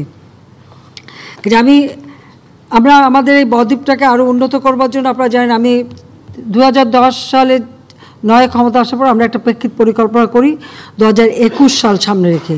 কারণ 2020 সালে জাতির পিতার জন্মশতবার্ষিকী উদযাপন এবং 2021 সালে আমাদের স্বাধীনতা সুবর্ণ জয়ন্তী উদযাপন। আমাদের সৌভাগ্য যে আমরা রজত জয়ন্তী যখন উদযাপন করি তখন আওয়ামী লীগ সরকারের ছিল ক্ষমতায়। আমার দাওয়াতে তখন টার্কির প্রেসিডেন্ট ছিলেন সুলেমান ডেমিরেল, সাউথ আফ্রিকার নেলসন ম্যান্ডেলা এবং প্যালেস্টাইনের প্রেসিডেন্ট ইয়াসির আরাফাত, 3 জনই বাংলাদেশে এসেছিলেন। তাদেরকে নিয়েই আমরা উদযাপন করি। আমরা যে শিক্ষা চিরন্তন স্থাপন করি। এবারও আমরা সুবর্ণ জয়ন্তী উদযাপন করেছি, জাতির পিতার জন্মশতবার্ষিকী উদযাপন করেছি, যদিও কোভিডকালীন সময়। তারপরে আমি বলবো যে তখন আমাদের আশেপাশে দেশে অনেকে এসেছেন এবং আমরা খুব ভালোভাবে করতে পেরেছি। আমাদের লক্ষ্য ছিল যে আমরা যে রূপকল্প 2021 ঘোষণা দিয়েছিলাম, দিন বদলের সনদ দিয়েছিলাম, ঠিক 2021 সালে আমরা যখন আমাদের সুবর্ণ জয়ন্তী উদযাপন করি তখনই কিন্তু বাংলাদেশ ওই স্বল্পোন্নত দেশ যেখানে জাতির পিতা রেখে গেছে, জাতির পিতার পদাঙ্ক অনুসরণ করেই আমাদের উত্তরণ হয়। আমরা এখন উন্নয়নশীল দেশের মর্যাদা পেয়েছি। এটা আমাদের কার্যকর হবে 26 সাল থেকে। আমরা 2 বছর সময় নিয়েছি। 26 সাল থেকে আমাদের যাত্রা শুরু। কাজে আমরা এটা কী কী সুবিধা আমরা পাবো আর কী কী চ্যালেঞ্জ মোকাবেলা করা হবে সেটারও কিন্তু আমরা বিভিন্ন পদক্ষেপ নিয়েছি। কাজে এদিক থেকে আমি সবসময় বলবো যে আমাদের শুধু এখানে আমরা থেমে থাকিনি। যেহেতু 2021 সালে ডিজিটাল বাংলাদেশ আমরা করেছি, বঙ্গবন্ধু স্যাটেলাইট 1 উৎক্ষেপণ করেছি, আজকে কৃষকের সকলের হাতে মোবাইল ফোন, সবাই মানে একেবারে ওয়াইফাই কানেকশন, গ্রাম পর্যায়ে বিদ্যুৎ দিয়েছি, যা যা ওয়াদা ছিল সেটা রক্ষা করেছি। এখন আমরা 2021 থেকে 41-এ বাংলাদেশ কেমন হবে সেই প্রেক্ষিত পরিকল্পনা প্রণয়ন করেছি। পাশাপাশি আমাদের এই বদ্বীপ আরও উন্নত যাতে হয় এবং বদ্বীপে ভবিষ্যৎ প্রজন্মের পর প্রজন্ম যেন সুন্দরভাবে বাঁচতে পারে সেদিকে লক্ষ্য রেখে আমরা ডেল্টা প্ল্যান 2100 এটা আমরা প্রণয়ন করেছি এবং নেদারল্যান্ডের সাথে আমাদের চুক্তি হয়েছে, কারণ নেদারল্যান্ডও একটা ডেল্টা অর্থাৎ বদ্বীপ। কাজে আমরা ওই 2100 সাল পর্যন্ত বাংলাদেশ কিভাবে উন্নত হবে, হ্যাঁ সময়ের তাগিদে বা বিজ্ঞানের উদ্ভাবনে হয়তো সময় সময় এগুলি সংযোজন পরিবর্তন করতে হবে। এটা এমন না যে এইটাই ধরে থাকতে হবে, কিন্তু একটা নীতিমালা আমরা তৈরি করে দিলাম যেন এইভাবে আমরা দেশটাকে এগিয়ে নিয়ে যেতে পারি। তো সেটা মাথায় রেখে আমাদের বাংলাদেশ এগোতে হবে। কৃষক লীগের দায়িত্ব অনেক বেশি। আমরা আগেই বলেছি কৃষক বাঁচলে আর কৃষি বাঁচলে দেশ বাঁচবে। আর খাদ্য হচ্ছে মানুষের জীবনের সবচেয়ে বড় চাহিদা, কিন্তু খাদ্যের জন্য কারো কাছে যেন হাত পাতে না হয়। আর পরিবেশ রক্ষা, আমাদের জলবায়ু পরিবর্তনশীল এবং জলবায়ুর অভিঘাত থেকে দেশকে রক্ষা করা। বাংলাদেশ কখনো জলবায়ুতে কোনো রকম ক্ষতি করে না, কিন্তু আমরা এর দ্বারা ক্ষতিগ্রস্ত হতে যাচ্ছি। সেই দিকে লক্ষ্য রেখেই আমাদের যে উন্নয়নের কর্মসূচিগুলো আপনারা লক্ষ্য করবেন, এবার দক্ষিণ অঞ্চলে সবথেকে বেশি উন্নয়নের কর্মসূচি নিয়ে ওই অঞ্চলের মানুষকে সুরক্ষিত করেছি এবং এটা আরও সুন্দরভাবে আমাদের করতে হবে। কিন্তু গাছ আমাদের প্রাণ, গাছ আমাদের মানে আমরা শ্বাস প্রশ্বাস নিয়ে অক্সিজেন দেয়। কাজে বৃক্ষ যত বেশি আমরা লাগাতে পারবো, ফল আপনাকে ফল দেবে, খেতে দেবে, আবার সেখানে ফল থেকে তো আপনি উদ্ভিদ হলে বিক্রি করেও অর্থ উপার্জন করতে পারবে। একটি বনজ গাছ সেটা যদি বড় হয় সেটা কাঠের জন্য বিক্রি করলে পরে অনেক টাকা পাওয়া যাবে। ভেষজ গাছ, সেখানে ঔষধি নানা ধরনের আয়ুর্বেদিক ঔষধ বা অন্যান্য ঔষধের কাজেও লাগে। তো এইভাবে আমরা যদি আমাদের দেশটাকে সবসময় একটা সবুজ করে রাখতে পারি, তাহলে বাংলাদেশ আর পিছিয়ে থাকবে না। অনেক দেশ তো মরুময় হয়, এটা হবে না।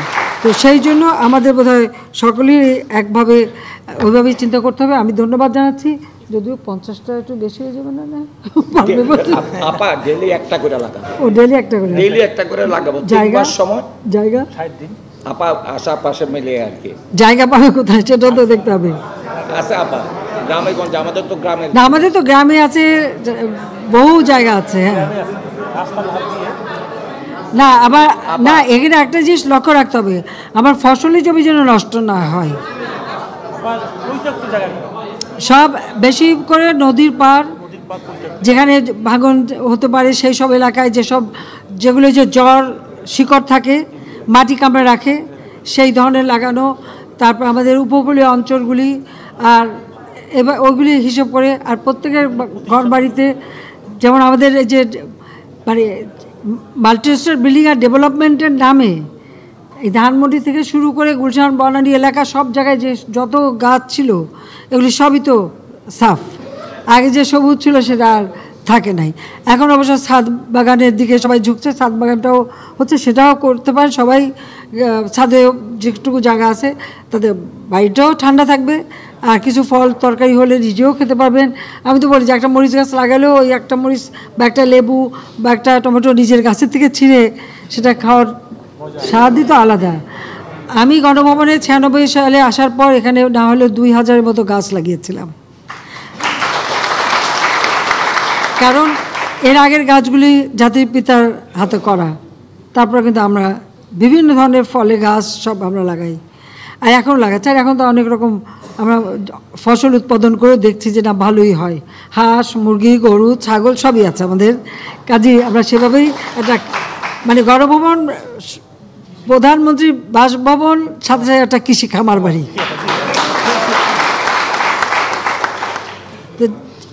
যাই হোক, আমি সবাইকে আন্তরিক ধন্যবাদ জানাই যারা পুরস্কার পেয়েছেন। আমি কিছুক্ষণ পরে পুরস্কার দেবো, তারপর আমরা বৃক্ষরোপণ করবো।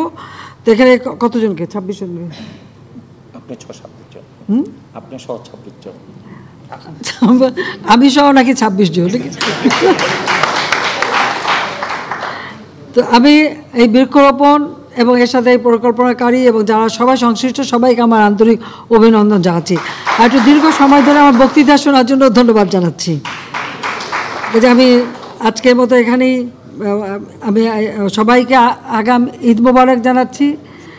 তবে এই সময় দেখতে হবে এই যেখানে এই কোরবানি করে জায়গা যেন নষ্ট না হয়, নোংরা না হয়, সেদিকে লক্ষ্য রাখতে হবে।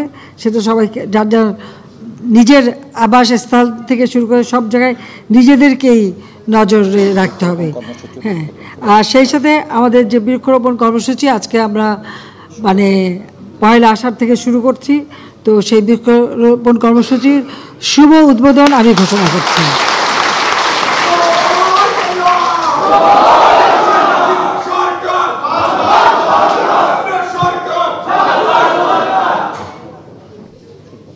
ঠিক আছে, জয় বাংলা, জয় বঙ্গবন্ধু, বাংলাদেশ চিরজীবী হোক। ধন্যবাদ, কৃতজ্ঞতা মাননীয় প্রধানমন্ত্রী। এবার দীর্ঘদিনের প্রতীক্ষিত 2020 এবং 2021 সালের বৃক্ষরোপণকারীদের পুরস্কার বিতরণের মাহেন্দ্রক্ষণ। প্রথমেই বাংলাদেশ কৃষক লীগের সভাপতি ও সাধারণ সম্পাদক, শ্রেষ্ঠ বৃক্ষরোপণ পরিকল্পনা ও বাস্তবায়নকারী হিসাবে মাননীয় প্রধান অতিথি, চ্যাম্পিয়ন অব দি আর্থ, বাংলাদেশের সাহসী অভিযাত্রার অবিকল্প সারথী, মাননীয় প্রধানমন্ত্রী আওয়ামী লীগের সভাপতি জননেত্রী শেখ হাসিনাকে পুরস্কার প্রদান করবেন।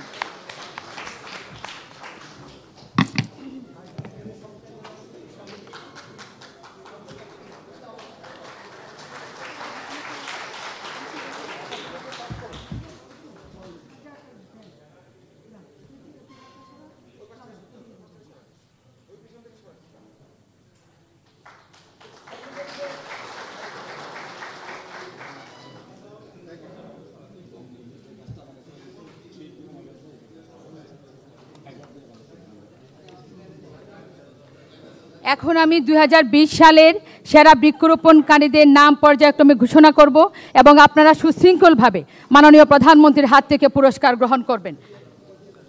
প্রথমেই 2 নম্বর সিরিয়াল কক্সবাজার আতিকুদ্দিন চৌধুরী সাধারণ সম্পাদক মাননীয় প্রধানমন্ত্রীর কাছে পুরস্কার গ্রহণ করবেন। রংপুর প্রাণকৃষ্ণ গোস্বামী পান্নু আহ্বায়ক এবং শহীদুল ইসলাম দুকু সদস্য সচিব। কিশোরগঞ্জ আনোয়ার হোসেন বাচ্চু,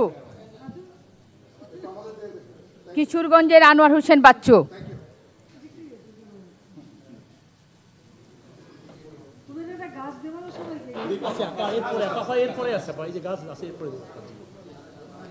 সাতকানিয়া চট্টগ্রাম আবুল কালাম আজাদ ডালু এবং নূর হোসেন।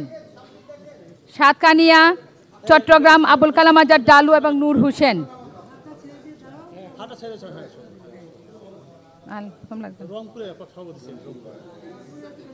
ওকে, এদিকে চলে আসেন। ওকে, এদিকে চলে আসেন। এদিকে এদিকে। সাতকানিয়া চট্টগ্রাম আবুল কালাম আজাদ ডালু এবং নূর হোসেন। ফরিদগঞ্জ উপজেলা চাঁদপুরের জহির হোসেন মিজি, সভাপতি জহির হোসেন মিজি।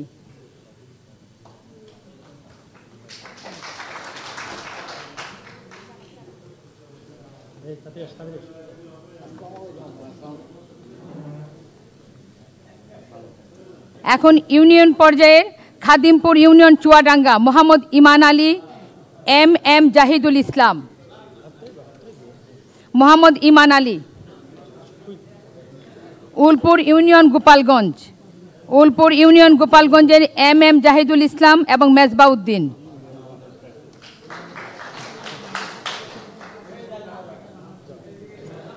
গাবারাম চন্দ্রপুর ঝালকাঠি মোহাম্মদ হেলাল উদ্দিন এবং মোহাম্মদ জসিম উদ্দিন। গাবারাম চন্দ্রপুর ঝালকাঠি মোহাম্মদ হেলাল উদ্দিন, মোহাম্মদ জসিম উদ্দিন।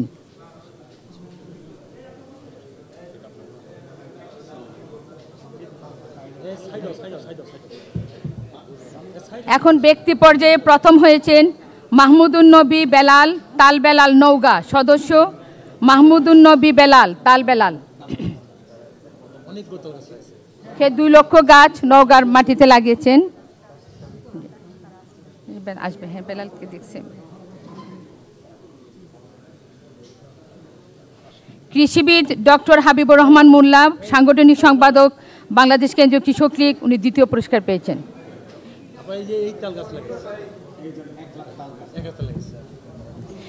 হিজবুল বাহার রানা সাংগঠনিক সম্পাদক বাংলাদেশ কেন্দ্রীয় কৃষক লীগের তৃতীয় পুরস্কার পেয়েছেন। হিজবুল বাহার রানা।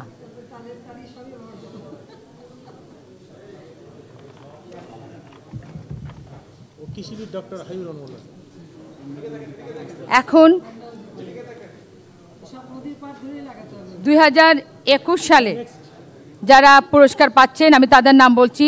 মেহেরপুর জেলা আব্দুল কাদির মাহবুবুল আলম শান্তি, মাহবুব আলম শান্তি সভাপতি। ওয়াসিম সাজ্জাদ লিখন সাধারণ সম্পাদক।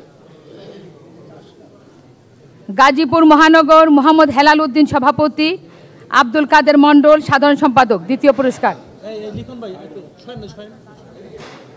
শেষ হয়ে যাবে। কুমিল্লা উত্তর জেলা পার্থসারথী দত্ত আহ্বায়ক, জাহাঙ্গীর আলম যুগ্ম আহ্বায়ক। কুমিল্লা উত্তর জেলা পার্থসারথী দত্ত আহ্বায়ক এবং জাহাঙ্গীর আলম যুগ্ম আহ্বায়ক।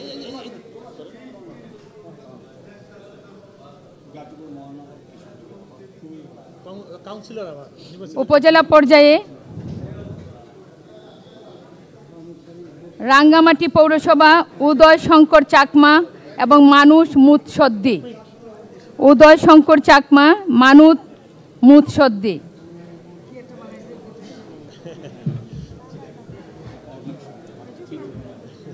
শিবালয় উপজেলা আসিয়ার রহমান সিকু এবং মোহাম্মদ নান্নু শেখ।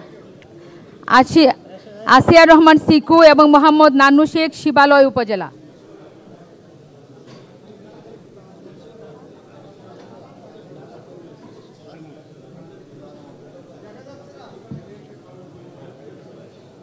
লক্ষ্মীপুর সদর উপজেলা রিয়াজুর রহমান তাসনিম সভাপতি, জহিরুল ইসলাম টিপু সাধারণ সম্পাদক।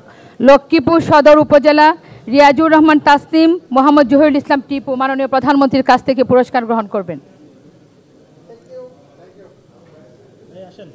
আসেন।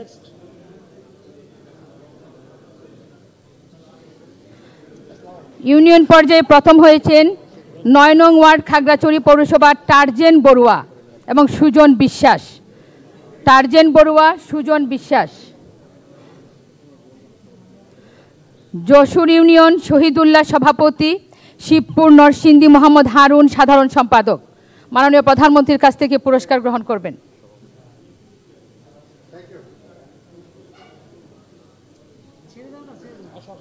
নীলগঞ্জ ইউনিয়ন কলাপাড়া পটুয়াখালী সৌরভ শিকদার।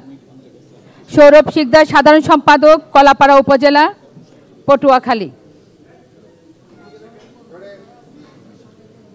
ব্যক্তি পর্যায়ে হালিমা রহমান।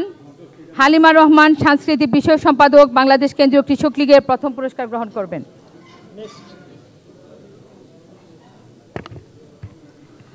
আলহাজ মাকসুদুল ইসলাম সহসভাপতি, বাংলাদেশ কেন্দ্রীয় কৃষক লীগ, দ্বিতীয় পুরস্কার গ্রহণ করবেন। আলহাজ মাকসুদুল ইসলাম। আব্দুর রহমান বিশ্বাস সাধারণ সম্পাদক, গোপালগঞ্জ, তৃতীয় পুরস্কার গ্রহণ করবেন।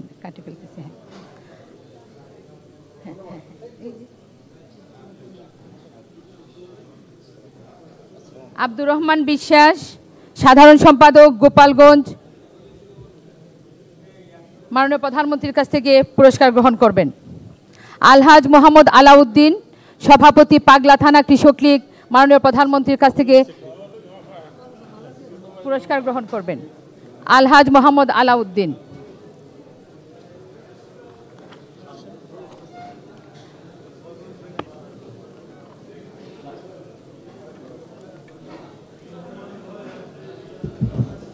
শেষ, এখন বৃক্ষ। হ্যাঁ, পুরস্কার শেষ।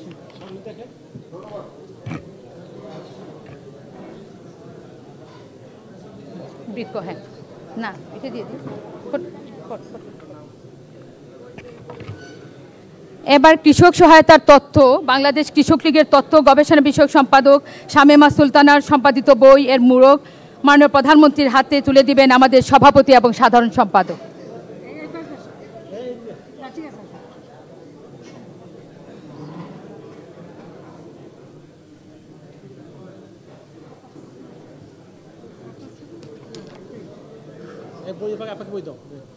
এই যে বই আছে তো এখানে।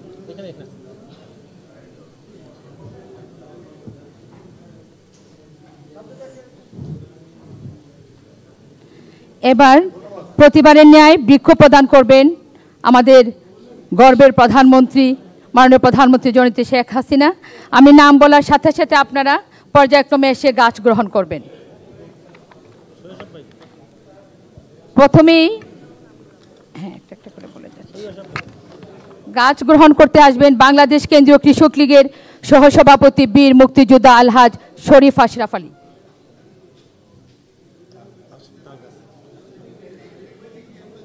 তারপর আসবেন বাংলাদেশ কেন্দ্রীয় কৃষক লীগের সহসভাপতি শেখ মোহাম্মদ জাহাঙ্গীর আলম। তারপর আসবেন সহসভাপতি SM আকবর আলী চৌধুরী।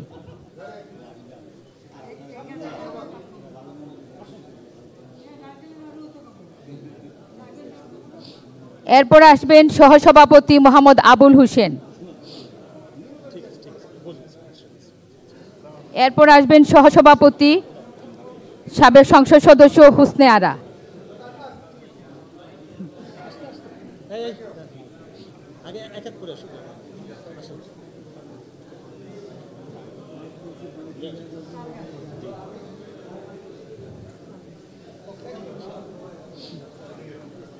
এরপর আসবেন সাংগঠনিক সম্পাদক অ্যাডভোকেট মোহাম্মদ জসিমউদ্দিন।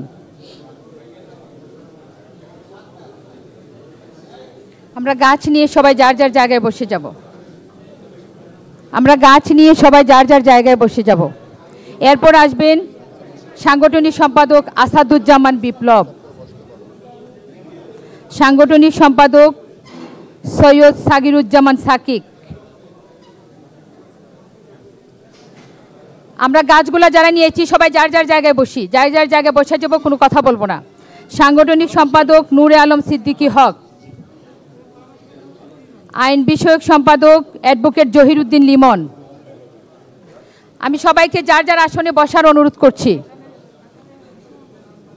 দপ্তর, আমরা সবাই যার যার জায়গায় বসি, কোনো কথা না বলে যার যার জায়গায় বসি। দপ্তর সম্পাদক মোহাম্মদ রেজাউল করিম রেজা মাননীয় প্রধানমন্ত্রীর কাছ থেকে গাছ সংগ্রহ করবেন।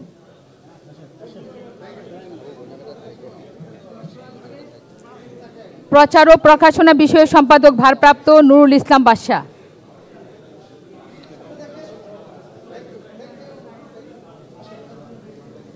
কৃষি ঋণ ও পুনর্বাসন বিষয়ক সম্পাদক কৃষিবিদ তারিফ আনাম। সহ আইন বিষয়ক সম্পাদক অ্যাডভোকেট রাবেয়া বেগম।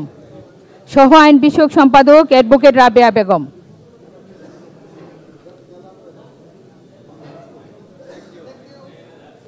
সহ স্থানীয় সরকার বিষয়ক সম্পাদক সামিউল বাসির বিন হোসেন।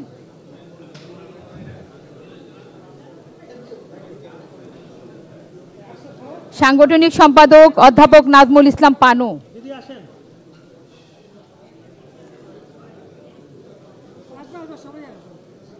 ধর্ম বিষয়ক সম্পাদক আলহাজ মুশারফ হোসেন আলমগীর।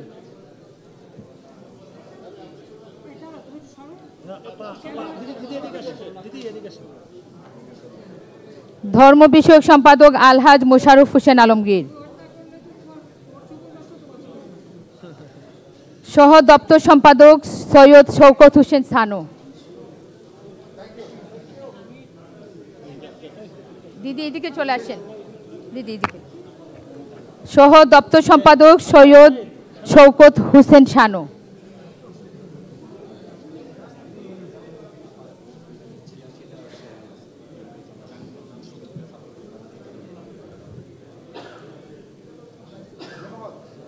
স্থানীয় সরকার বিষয়ক সম্পাদক অ্যাডভোকেট উম্মে হাবিবা। হ্যাঁ বলতে দেখতেছি কারা কারা আসতেছে। ধর্ম বিষয়ক সম্পাদক নিউ খেন। সহ মহিলা বিষয়ক সম্পাদক রাশিদা চৌধুরী।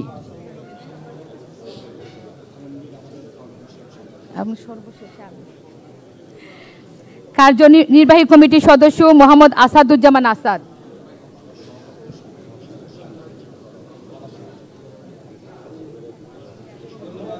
মহিলা এই যে সে আসতেছে এখানে, এই যে উম্মে হাবিবা 20 আসছে। হ্যাঁ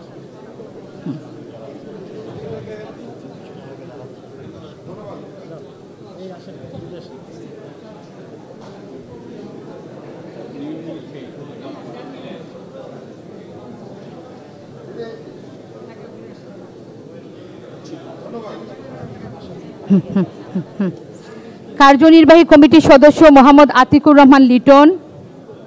আতিকুর ওই যে দাঁড়ান, না এটা আসাদ, প্রথমটা 23 নাম্বার আসছে। কার্যনির্বাহী কমিটির সদস্য আবু জাফর জকিউদ্দিন আহমদ রিন্টু। এই যে এখন যেটা আসবে। কার্যনির্বাহী কমিটির সদস্য অ্যাডভোকেট তাহমিনা তাহেরিন মোমো।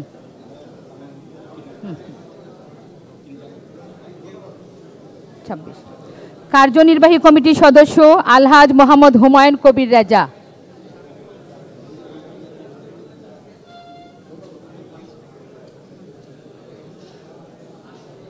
সাধারণ সম্পাদক ঢাকা মহানগর উত্তর মোহাম্মদ হালিম খান।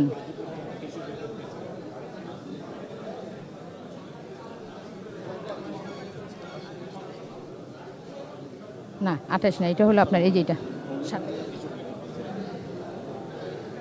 সাধারণ সম্পাদক ঢাকা মহানগর মোহাম্মদ হালিম খান। মোহাম্মদ হালিম খান। সদস্য সচিব ঢাকা মহানগর দক্ষিণ মোহাম্মদ মতিন মাস্টার।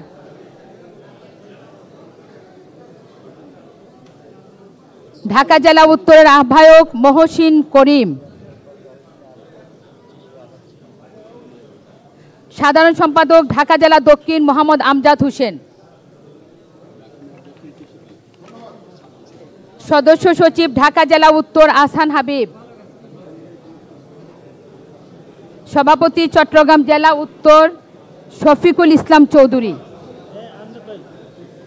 আমজাদ হোসেন, এই যে এটা 30 নম্বর। আহসান হাবিব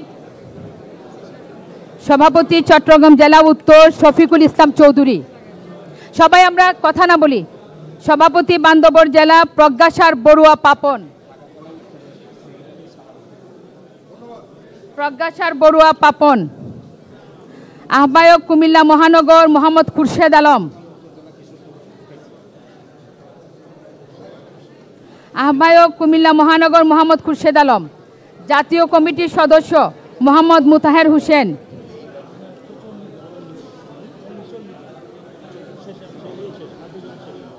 ভারপ্রাপ্ত আহ্বায়ক ঢাকা মহানগর আহসানুল হক পলাশ। এই যে এখন যেটা আসছে।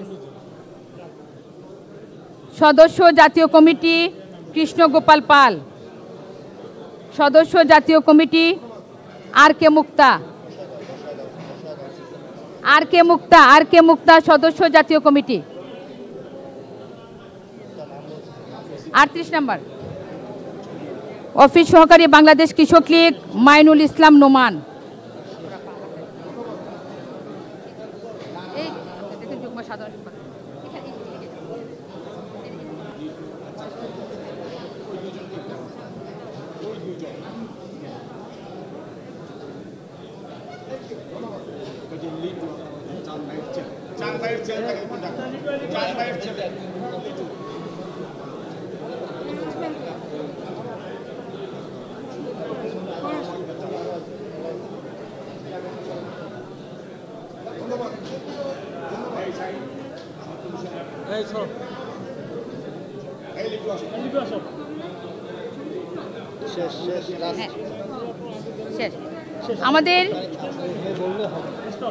আমাদের বৃক্ষরোপণের কার্যক্রম শেষ হলো। সবাইকে ধন্যবাদ জানাচ্ছি মাননীয় প্রধানমন্ত্রীকে।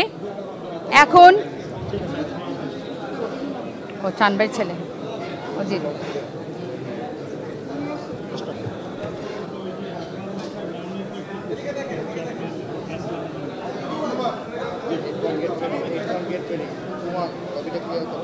ধন্যবাদ সবাইকে, ধন্যবাদ মাননীয় প্রধানমন্ত্রীকে। এখন আমাদের বৃক্ষরোপণ কর্মসূচি আমাদের সভাপতি সাধারণ সম্পাদক মাননীয় প্রধান অতিথি মাননীয় প্রধানমন্ত্রীকে নিয়ে বৃক্ষরোপণ করতে যাবেন। আমরা সবাই সবার জায়গা থেকে আমরা করতালির মাধ্যমে মাননীয় প্রধান অতিথি মাননীয় প্রধানমন্ত্রীকে আমরা বিদায় জানাবো। এখন বৃক্ষরোপণ হবে।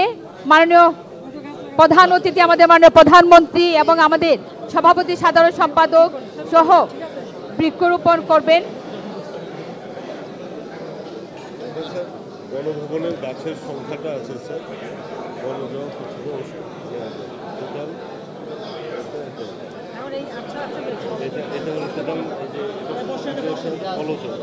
আমরা সবাই বসি, সবার জায়গায় গাছ নিয়ে আমরা বসি। আমরা কথা না বলি মাইক নাই, মাইকে সাউন্ড নাই, একদম সাউন্ড। আমরা সবাই সবার জায়গায় বসি, আমরা কথা না বলে সবাই বসি। হ্যাঁ বলছি।